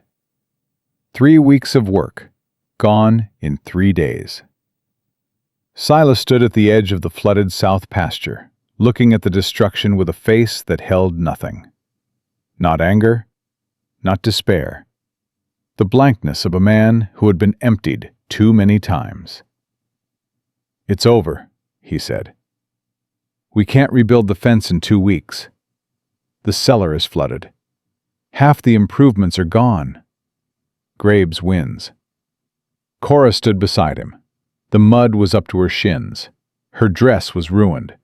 Her hands were still raw from the wire cuts. How much of the fence is down? All of it. 3 miles. Every post. How much of the wall and pump house survived? Silas looked. The pump house held. The well wall is intact. Root cellar needs draining, but the structure's sound. And the cattle? Cattle are fine. I moved them high before the worst of it. So we have a pump house, a well, a root cellar, and cattle. We need the fence and the coop. Cora, it took us 3 weeks to build what we had. We've got 14 days. Then we work twice as fast. It's not possible, not with 2 people. Then we get more people. Silas looked at her like she'd suggested flying to the moon. Who? Nobody in Copper Hollow will cross graves. Nettie will. Nettie's 67 years old. Nettie knows everyone in this territory. Every Navajo family, every small rancher, every person Graves has pushed around. People who said nothing because they had nothing to fight for. Give them something to fight for. What? Us. Two people too stupid to quit. Silas shook his head. Nobody's going to risk Graves's men for a stranger and her silent husband. Then I'll ask them myself. She turned and walked toward the barn. Silas caught her arm. Where are you going? To saddle Brutus. I'm riding to Copper Hollow. You can't ride alone. Graves's men are out there. Then come with me or get out of my way. He stared at her. That long, heavy stare. But it was different now. There was something behind it that hadn't been there before the storm. Behind the fear and the doubt, something was burning. Something that looked like faith. I'll saddle Brutus, he said. You saddle the mule. They rode into Copper Hollow together. Silas hadn't been to town in over a year. People stopped and stared. The silence of Copper Hollow, riding down the main road with a woman nobody had ever seen. A large woman on a mule, sunburned and mud-caked, and sitting that saddle like she'd been born in it. Nettie was on the porch of the trading post. She took one look at them and started pouring coffee. Storm got you, she said. Storm got our fence, Cora said, and the coop, and half the improvements. We've got 2 weeks before the inspection. Nettie sipped her coffee. And you want help?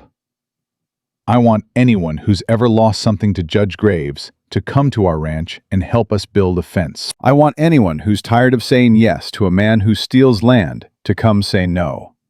I want people who've been pushed out to come push back. That's a pretty speech, girl, but pretty speeches don't move fence posts. I know. That's why I'm going to every door in this valley and asking face to face. I'm not sending a letter. I'm not making a speech. I'm asking, one person at a time. Nettie set her cup down. She looked at Silas. You letting her do this? Silas leaned against the post. I'm not letting her do anything. I'm trying to keep up. Nettie smiled, that ancient, knowing smile. The Peterson widow lives east of the creek. She's got 2 grown sons doing nothing since Graves took their ranch. The Navajos at Red Mesa owe me a favor. And old Charlie Redmond's daughter, Martha, she's been waiting 3 years for someone to tell her that her father didn't fall off that horse by accident. Will they come? They'll come if I ask them. And I'm asking. Nettie stood up. But you should know, Graves will hear about it before sundown. And he won't like it. Let him not like it, Cora said. They spent the day riding. Cora went to every door Nettie pointed her toward. She didn't make speeches. She told the truth. She told them about the fence. She told them about the copper. She told them about a man who hadn't spoken in 4 years and a woman who'd never been heard. She told them about tiny boots on a nail and a ledger with a blank space where names should be. She told them that September 1st was coming, and Judge Graves expected them to lie down and die, and she was done lying down. Some doors closed in her face. Some people listened and shook their heads. But some people listened, and something changed behind their eyes. The Peterson boys, 2 rangy young men with their father's stubborn jaw, said they'd be there at dawn. Martha Redmond, a thin, fierce woman with grief etched into every line of her face, gripped Cora's hand and said, "Tell me where and when." A Navajo family from Red Mesa arrived at Nettie's trading post before Cora even got back. 3 men and 2 women, with tools and horses and faces that said they'd been waiting for someone to start something worth joining. They rode back to the ranch at dusk. Silas was quiet the whole way, but it was a different quiet. full instead of empty. Cora? Yeah? Nobody's ever done that for me. Gone door to door. Asked strangers to help. They're not helping you, Silas. They're helping themselves. You're just the first one who didn't sell. I almost did. Twice. Before you came. But you didn't. No, I didn't. They rode in silence for a while. The desert was gold and purple in the dying light. Silas? Yeah? When this is over, when the inspection passes and the land is ours, I want to find Rosie. His horse stopped. Silas had pulled the reins without thinking. His body had gone rigid. I looked for 2 years, Cora. She's gone. You looked alone. You looked as a man who believed he destroyed everything he touched. I'm not that man. I'm a baker's daughter who can read and write and charm information out of people who don't want to give it. Let me try. And if she doesn't want to be found, then at least she'll know her father never stopped looking. She'll know the boots are still on the nail. Silas didn't answer. He nudged the horse forward. They rode the rest of the way without speaking, but when they reached the ranch and he helped her down from the mule, his hand stayed on her waist, a beat longer than necessary. You really think you can find her? His voice was barely a whisper. I think I can try, and I think trying matters. He nodded, once, and walked to the barn. But at the door he stopped. Cora, I don't sleep in the barn anymore. I know. I mean tonight, and tomorrow, and the night after. I know, Silas. He went inside, but he left the door open behind him, and when Cora walked into the cabin 10 minutes later, his bedroll was moved. Not by the door anymore, beside the bed, close enough that if she reached her hand down in the dark, she'd find his. They came at dawn, the Peterson boys with their hammers and a wagon full of posts. Martha Redmond with wire and anger and a dead father she intended to honor by fighting. The Red Mesa families with tools Cora had never seen, efficient and ingenious, designed for working hard land fast. Nettie on her old mule, carrying nothing but a pot of coffee and the authority of a woman who had survived everything the desert could throw at her. 12 people. 12 strangers who owed nothing to a silent rancher and his mail-order wife. 12 people who showed up anyway. Silas stood on the porch and watched them arrive. His face was stone, but his eyes were moving, counting, disbelieving. Cora stood beside him. She put her hand on his arm. You're not alone anymore, she said. Get used to it. Silas looked at the people in his yard. He looked at Cora. He stepped off the porch and walked toward the Peterson boys. He extended his hand. The older boy, Tom, shook it. Thank you, Silas said. His voice cracked on the second word. For coming. Tom Peterson shrugged. My pa would have come, so here I am. They worked. 12 people and the desert and a deadline. Silas drove posts. Tom and his brother ran the wire. The Red Mesa men dug holes with a speed that made Cora's 2 weeks of pickaxe work look like child's play. Martha Redmond and the Navajo women built a new chicken coop from salvaged wood and sheer determination. Nettie sat on the porch and directed traffic like a general who'd seen 100 battles and intended to win this one from a rocking chair. Cora cooked. She cooked for 12 people 3 times a day. She made biscuits and beans and cornbread and stew from the rabbits Silas brought in. She hauled water and boiled coffee and fed people who worked until their hands bled. At night, she fell into bed so tired her bones hummed. And Silas lay on his bedroll beside her. And sometimes, in the dark, His hand would reach up and find hers, and they would fall asleep like that, connected by nothing but fingertips and the sound of each other breathing. Graves didn't wait long. On the fourth day of building, Virgil McCrae rode up. Alone this time, no gunman.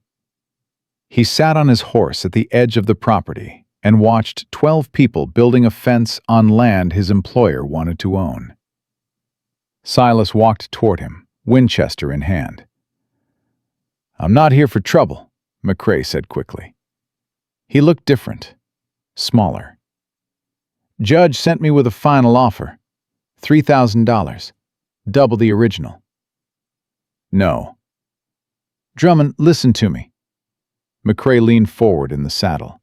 His voice dropped. "I'm telling you this man to man, not as Graves's messenger.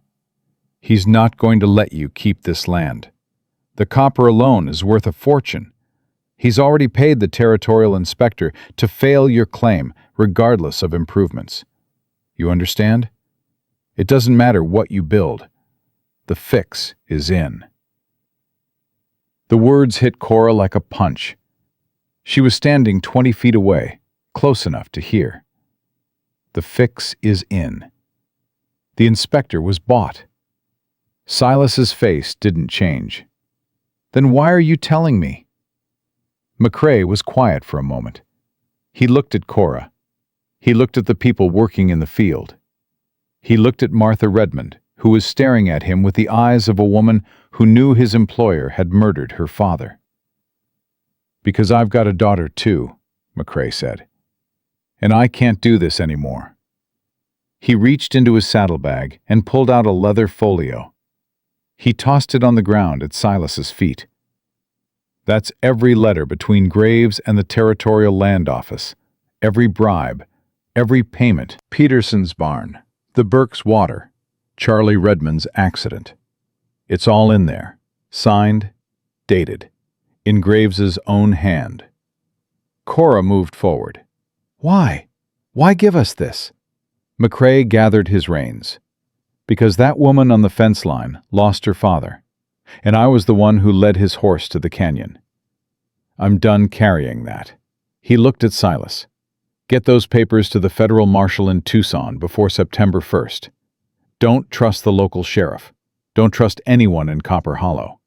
Graves owns everything within 50 miles. Except this ranch," Silas said. McCrae almost smiled. "Except this ranch." He turned his horse. "I'd ride fast, Drummond.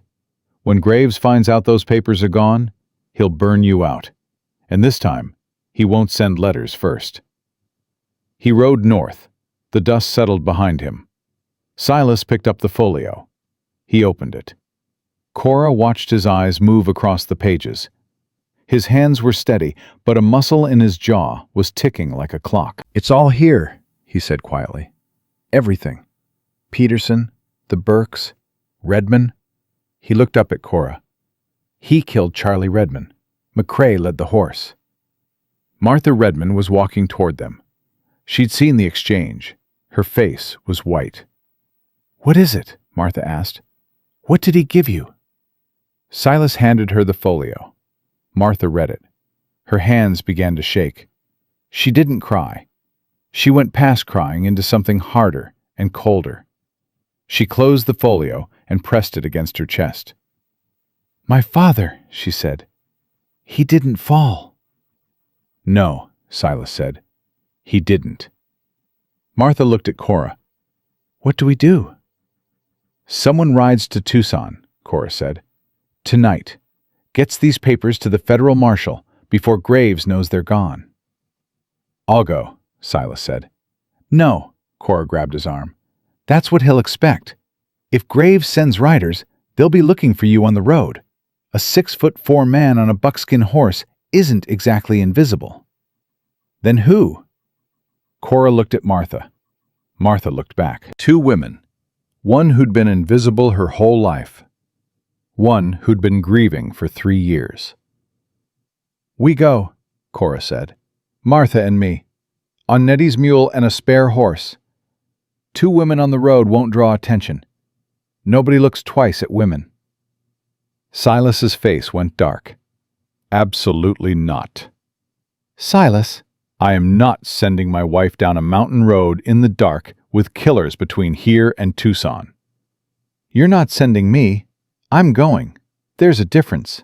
The difference is you'll be dead if Langley catches you. The difference is you'll lose this ranch if nobody goes. And you'll lose any chance of finding Rosie. And Martha will never get justice for her father.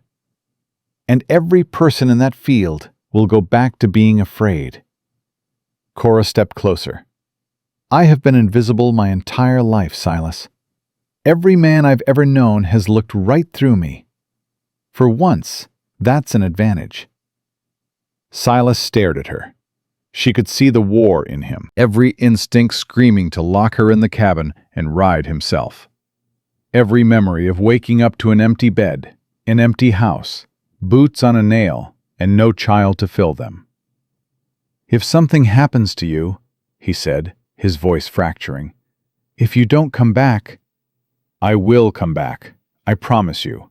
I will come back. He pulled her against him, right there in the yard, in front of Martha and the Peterson boys and the Red Mesa families and Nettie on the porch. He held her like a man holding the last solid thing in a world that had gone to liquid. His arms around all of her, every pound, every inch, crushed against his chest. You come back to me, Cora Drummond, he whispered into her hair. You come back. I will. Keep the light on. He let her go. His face was wet. He didn't wipe it. Cora and Martha rode out at midnight. 2 women on 2 horses, carrying a leather folio that could bring down the most powerful man in the territory. The road to Tucson was dark and long and full of everything that could go wrong. Cora held the reins in her calloused, wire-cut, biscuit-making hands and rode south into the desert night. Behind her, a man stood on a porch with a rifle, watching the darkness swallow the only person who'd ever stayed. He stood there until dawn. The road to Tucson was 40 miles of dark and dust, and the kind of silence that made you hear your own blood moving. Cora rode Nettie's mule, because the mule was sure-footed and didn't spook at shadows. Martha rode a borrowed mare from the Red Mesa family, the leather folio strapped against her body under her coat. They didn't speak for the first hour. There was nothing to say that the dark didn't already know. It was Martha who broke first. My father used to say that fear is just excitement that forgot to breathe. Your father sounds like a wise man. He was a stubborn fool who wouldn't sell his land to a crook, and they killed him for it. Martha's voice was steady, but her hands were tight on the reins. 3 years I've been sitting in that house, telling myself he fell, telling myself the horse threw him, because the truth was too heavy to carry alone. You're not carrying it alone anymore. No, I'm not. They rode. The desert at night was a different creature than the desert by day. Cool air moving off the rocks, stars so bright they threw shadows. Cora's thighs ached from the saddle. She wasn't built for riding, and the mule's gait was rough enough to rattle her teeth. But she kept her back straight and her eyes on the road. 3 hours in, Martha pulled up short. Listen! Cora stopped. She heard it. Hoofbeats. Behind them. Moving fast. Off the road! Martha hissed. Into the wash! They urged the animals off the packed dirt and down into a dry creek bed. The banks were steep enough to hide them if whoever was coming didn't look too hard. Cora slid off the mule and pressed her hand against its nose, keeping it quiet. Martha did the same. The hoofbeats grew louder. 2 riders came past at a hard gallop, close enough that Cora could hear the creak of saddle leather and the heavy breathing of pushed horses. She caught a glimpse in the starlight. Heck Langley's flat-brimmed hat, Tom Pell's rangy silhouette. Graves's men, riding hard toward Tucson. They passed without slowing. The hoofbeats faded south. They're ahead of us now, Martha whispered, Between us and the marshal. Cora's mind raced. Langley and Pell knew the road. They knew Tucson. If they got to the marshal's office first, they could set a watch, intercept anyone carrying papers. Or worse, they could get to the marshal himself. "Is there another way into Tucson?" Cora asked. "The old mining road runs east through the hills and comes in from the backside of town. Adds 10 miles. Can we make it by morning? If we ride hard and don't stop." Then we ride hard. They turned east. The mining road was rougher, rutted with old wagon tracks and littered with loose rock. The mule stumbled twice. Cora's knees screamed. She gripped the saddle horn and held on. Martha rode ahead, sure and fast, a woman who had spent 3 years waiting for this night and intended to see it through. Dawn was a thin orange line on the horizon when they reached the outskirts of Tucson. Cora had never seen the town before. She didn't care what it looked like. She cared about one building. "The Federal Marshal's office," she said. "Where?" "Congress Street, near the courthouse." They tied the animals behind a livery stable on the edge of town. Cora's legs nearly gave out when she dismounted. 16 hours on a mule. Every joint in her body was filing a complaint. Martha handed her the folio. "You take it in." "We both go." "No," Martha shook her head. "If Langley is watching the marshal's office, he knows my face. I'm Charlie Redmond's daughter. He won't know you. You're just a woman nobody looks at." Cora took the folio. She pressed it against her chest, under her coat. She straightened her dress. She smoothed her hair. "How do I look?" "Like a woman who rode 40 miles on a mule." "Perfect. Nobody suspects a woman who looks this tired." She walked. Congress Street was already busy with early morning traffic. Freight wagons, cowboys, Mexican vendors setting up stalls. Nobody looked at her. A large woman in a dusty dress, walking with purpose. Invisible, just as she'd always been. Just as she needed to be. The Federal Marshal's office was a squat adobe building with the United States flag hanging limp in the still air. A deputy sat on the porch, picking his teeth. Cora walked up the steps. "I need to see the marshal." The deputy looked at her with the blank disinterest of a man who had been asked for things all morning by people he didn't care about. "Marshal Kellum's in court. When will he be back?" "Couldn't say. Could be an hour, could be all day." "I'll wait." She sat on the bench outside the office. She held the folio in her lap. Her hands were steady. Her heart was not. An hour passed. She watched the street. She watched for Langley's hat, Pell's thin frame. Nothing. Maybe they'd ridden straight through town. Maybe they were watching from somewhere she couldn't see. The sun climbed. The heat built. A man walked up the steps. Tall, lean, with a silver star in his vest, and a face that looked like it had been carved from the same rock as the territory itself. He had gray hair and blue eyes that missed nothing. "You waiting for me?" he asked. "Marshal Kellum?" "That's right." Cora stood. "My name is Cora Drummond. My husband is Silas Drummond of Copper Hollow.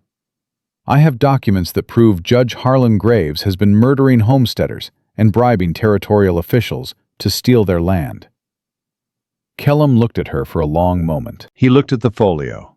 He looked at the street behind her. Then he opened the door to his office. "Come inside, Mrs. Drummond." She told him everything. The letters, the bribes, Peterson's barn, the Burke's poisoned water, Charlie Redmond's death, Virgil McCrae's confession, the copper vein, the September deadline.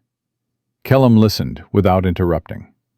He read every document in the folio, turning pages with the careful precision of a man who understood that paper could be more dangerous than bullets.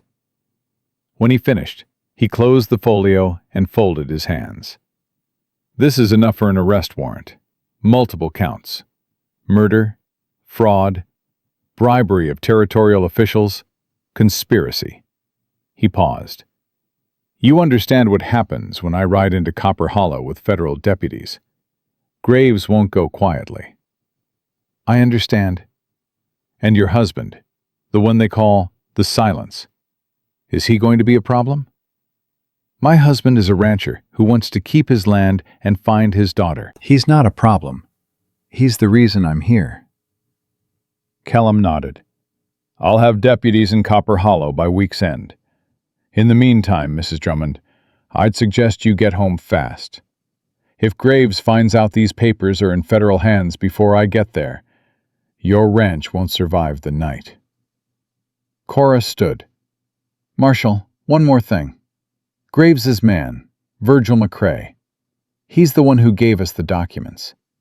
He also confessed to his role in Charlie Redmond's death. He did it voluntarily. I've asked that you remember that when the time comes. Kellum studied her. You're asking for mercy for the man who helped kill a homesteader. I'm asking for mercy for a man who chose to stop. That's not nothing. She left the office. She found Martha waiting behind the livery stable, pacing like a caged animal. It's done, Cora said. He's coming. Federal deputies by week's end. Martha closed her eyes. Her shoulders dropped. 3 years of grief and fury released in a single exhaled breath. She didn't cry. She didn't celebrate. She just breathed. They rode home. The return trip took 12 hours. Cora was so exhausted she tied herself to the saddle with a belt to keep from falling off the mule. Martha rode beside her, one hand on Cora's arm when the trail got rough, holding her steady. They came over the last ridge at sunset. The ranch was below them. The new fence stretched across the south pasture, posts standing straight, wire gleaming in the dying light. The pump house, the root cellar, the chicken coop. And on the porch, a figure standing motionless, rifle in hand, exactly where she'd left him 18 hours ago. Silas saw them. The rifle dropped. He came off the porch at a dead run. He covered the distance between the cabin and the ridge trail in a time that should have been impossible for a man that size. He reached the mule, grabbed the reins, and looked up at Cora. His face was wrecked. No walls, no silence, no mask. Just a man who had spent 18 hours staring at the road, bargaining with God or the devil or whatever would listen for the sound of hoofbeats coming home. It's done, Cora said. The marshal is coming. Silas reached up and lifted her off the mule. He didn't set her down. He held her against his chest, her feet off the ground, her face level with his. He was shaking. Don't you ever ride away from me in the dark again, he said. Do you hear me, Cora? Don't you ever. I had to. I know you had to. And I aged 10 years waiting. So don't do it again. She put her hands on his face. She kissed him. Right there on the trail, with Martha watching and the mule trying to eat her sleeve, and the sunset turning the whole valley gold. I came back, she said against his mouth. I promised I would. You did, he whispered. You did. Federal Marshal Kellum rode into Copper Hollow 4 days later with 6 deputies and a stack of warrants. Cora watched from Nettie's porch as they rode past the trading post toward Judge Graves's office at the far end of town. The whole valley seemed to hold its breath. Graves didn't go quietly. Kellum didn't expect him to. There was shouting. There was the sound of furniture breaking. Heck Langley drew on a deputy and took a rifle butt to the skull for his trouble. Tom Pell ran for the back door and ran directly into 2 more deputies who'd been waiting there since dawn. They brought Graves out in irons. He was still wearing his fine suit, but his politician's smile was gone. He looked smaller in handcuffs. Smaller and older and ordinary, the way all powerful men look, when the power is taken away. As the deputies let him pass the trading post, Graves turned his head and looked directly at Cora. His eyes were cold and flat, and full of the specific hatred reserved for people who refuse to be what you need them to be. "You're nothing," he said. "A fat mail-order bride on a dirt ranch. You think this changes anything? I'll be out in 6 months. Lawyers, appeals. Money talks, Mrs. Drummond." Cora looked at him. She thought about Vernon's ledger, about Della's side door, about 30 people laughing while she knelt on a saloon floor. She thought about every man who had ever looked at her and seen nothing. "Maybe," she said, "but right now you're walking and I'm standing. And my name is on a deed and yours is on a warrant. So I'd say things have changed plenty." Martha Redmond stepped out of the crowd. She stood in front of Graves. She didn't speak. She just looked at him with the steady, burning gaze of a woman who had finally buried her father with the truth on his headstone, instead of a lie. Graves looked away first. The inspection happened on September 1st, as scheduled. The territorial inspector, a new one sent from Washington after the original was arrested for accepting bribes, rode up to the Drummond Ranch on a bay horse with a clipboard and a pair of spectacles that kept sliding down his nose. He walked the fence line. He inspected the pump house, the well, the root cellar, the chicken coop. He counted cattle. He examined the cabin, the garden, the improvements. He asked Cora about the operation. She showed him the books she'd been keeping, every improvement logged and dated in her neat handwriting. He asked Silas about the land. Silas spoke more than Cora had ever heard him speak. He talked about the soil, the water table, the grazing patterns, the timber in the hills. He talked about the copper, openly and honestly, and said he had no intention of mining it. He intended to ranch. This was his home. The inspector made notes. He adjusted his spectacles. He signed the deed certification on the kitchen table with Cora's good pen. "Congratulations, Mr. and Mrs. Drummond. The homestead grant is approved. This land is yours, free and clear." Silas took the paper. He held it in both hands and stared at it like a man reading a letter from the dead. When he looked up, his eyes were bright. "Thank you," he said. The inspector left. Silas and Cora stood on the porch. He held the deed. She held his arm. Biscuit lay at their feet, thumping his tail at nothing. "It's ours," Silas said. "It's ours." He turned to her. He set the deed down on the porch rail. He took both her hands. "I need to tell you something." "Okay?" "The night you rode to Tucson, the 18 hours you were gone, I sat on this porch and I talked, out loud, to nobody. For the first time in 4 years, I couldn't stop talking. I told the dark about you. I told it about the way you cook cornbread and how you argue with the mule, and how you dug a root cellar with a pickaxe and laughed at the bottom of it. I told it about the way you held my hands during the storm, and how you smell like sage, and how when you walked into my cabin, something inside me that had been dead for 4 years started breathing again." Cora's eyes were full. She didn't blink. She let the tears fall. "I am not a man who knows how to say things," Silas said. "I have been silent for so long that words feel like foreign objects in my mouth.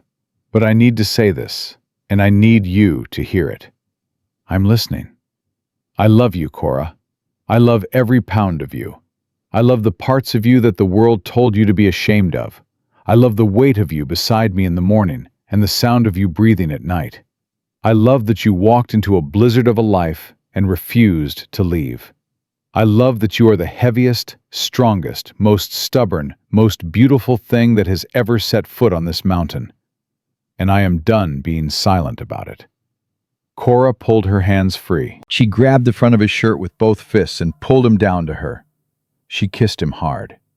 Hard enough that his hat fell off. Hard enough that Biscuit barked. hard enough that the Peterson boys, who were riding past on their way home, whooped and hollered from the road. "I love you too," she said, "and I'm still not going anywhere." 3 months later, a letter arrived at the Copper Hollow trading post. Nettie brought it up to the ranch on her mule, holding it like it was made of glass. It was addressed to Silas Drummond. The return address was a church mission in Sacramento, California. Cora handed it to Silas. His hand shook so badly he couldn't open it. She opened it for him. He read it standing on the porch. Cora watched his face. She watched the words hit him one at a time, each one landing somewhere deep. His jaw worked. His chest heaved.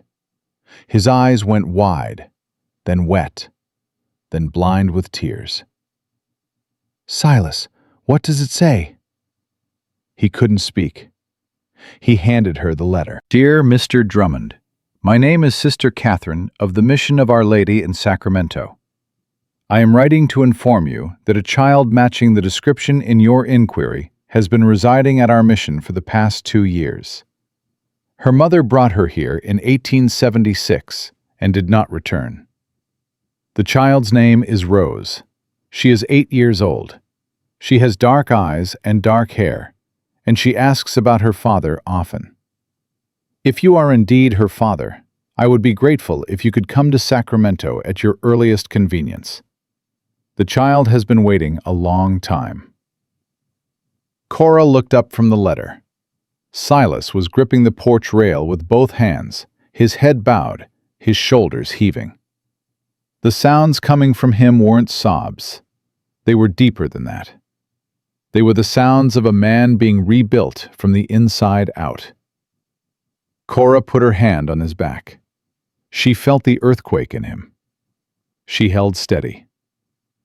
"We're going to Sacramento," she said. "She's alive." "She's alive, and she's waiting." Silas turned to her.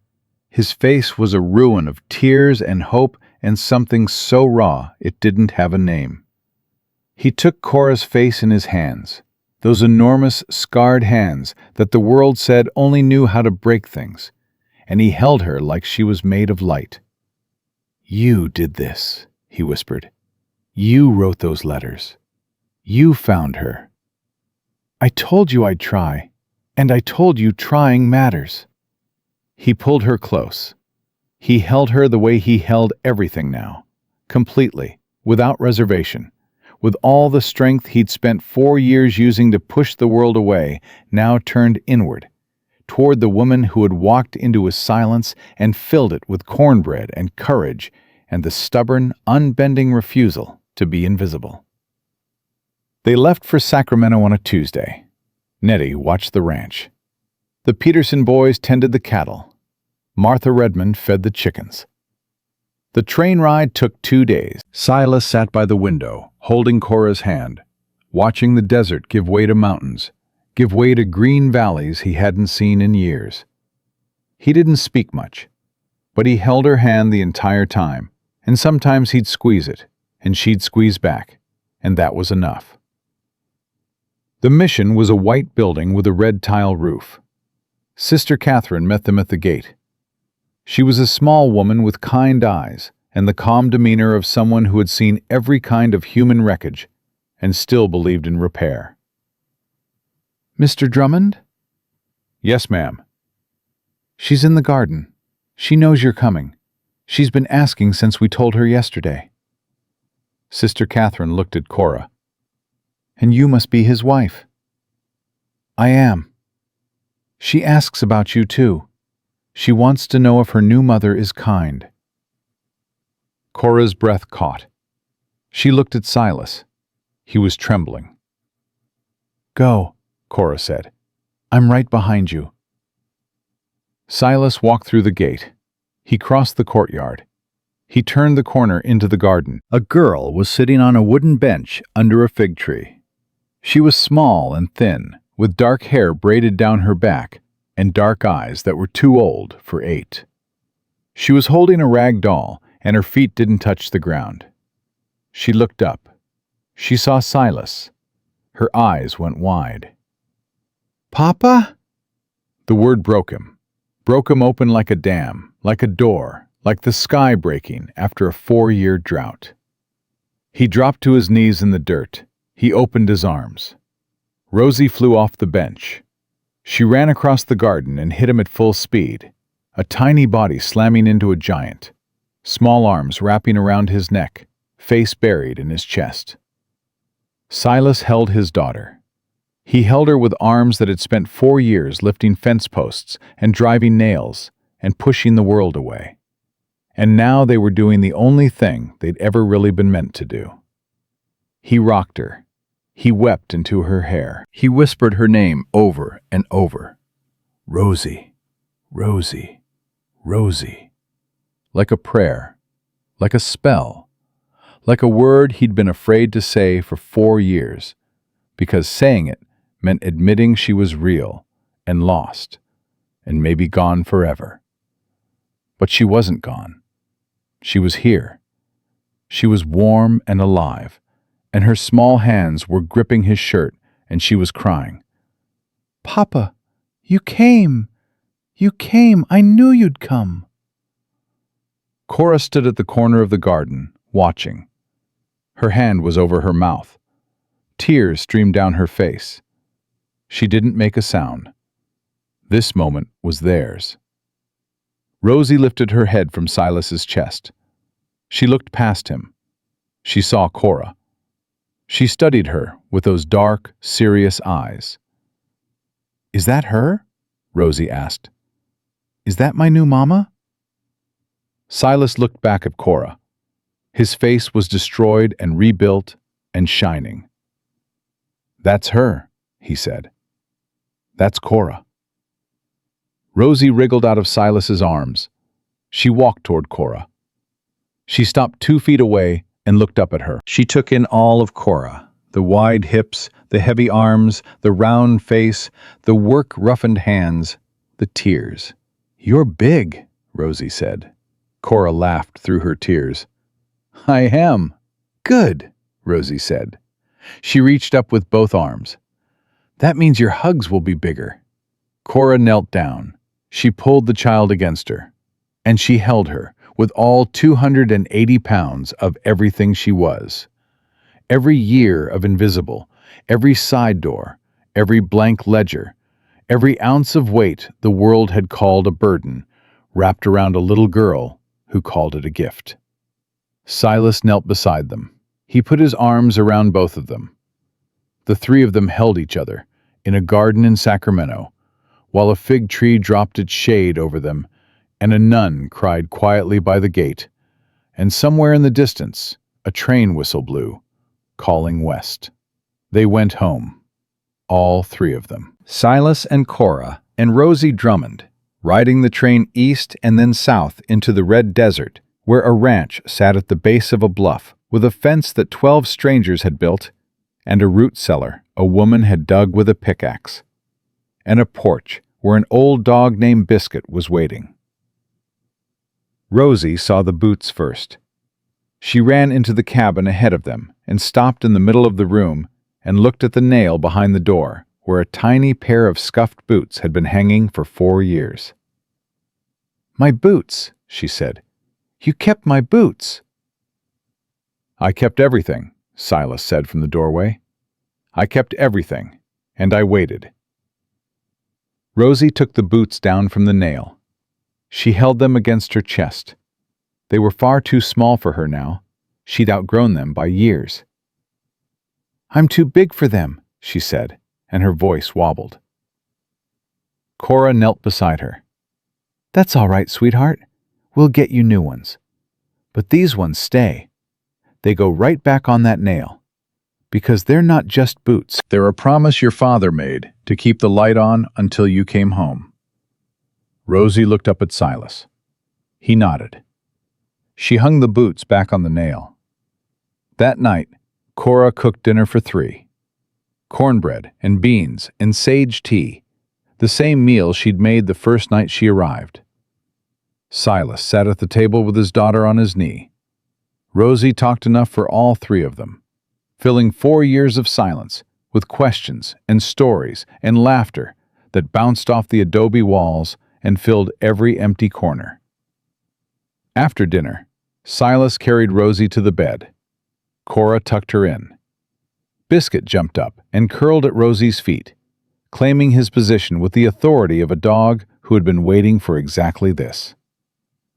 "Mama," Rosie murmured, already half asleep, "will you be here in the morning?" "I'll be here in the morning, and the morning after, and every morning after that." "Promise?" "Promise." Silas and Cora sat on the porch, his arm around her head against his shoulder. The desert was quiet and vast and full of stars. The windmill turned. The cattle lowed in the dark. Somewhere in a cell in Tucson, a judge was learning that money couldn't buy its way out of everything. Somewhere in Ridgeback, Texas, a man was looking at a ledger where a woman had written her own name as her final act of existence.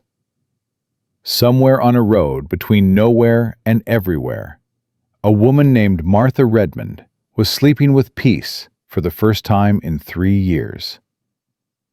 "Silas?" "Yeah?" "That first day at the trading post, when you rode up and looked at me, what did you see?" Silas was quiet for a moment. He pulled her closer. "I saw a woman sitting on a bag in the heat who hadn't quit. Everybody told me you'd be soft, told me a town woman wouldn't last a week. I rode up expecting someone who'd take one look at this place and cry." He paused. "But you just stood up. You didn't fix your hair. You didn't shrink. You just stood there and let me look. And I thought, this woman is not afraid of being seen." I was terrified. "I know. That's what made it brave." Cora closed her eyes. She listened to his heartbeat through his shirt. Steady. Strong. Present. "They're going to tell this story, you know," she said. "In Copper Hollow, in Ridgeback, everywhere. They'll say the silent man married the fat girl, and they fought off a judge, and found a lost child, and built a ranch from nothing. And they'll make it sound like a fairy tale."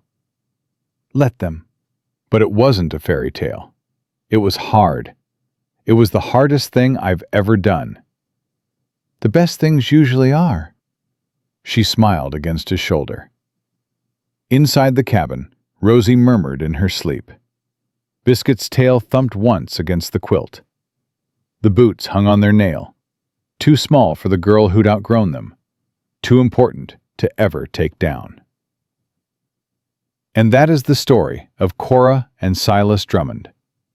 Not a fairy tale, not a legend, just two people who were told they were too much and not enough, who found each other in a place where the silence was big enough to hold everything they'd been carrying alone. They called her too heavy to love. They called him too broken to speak.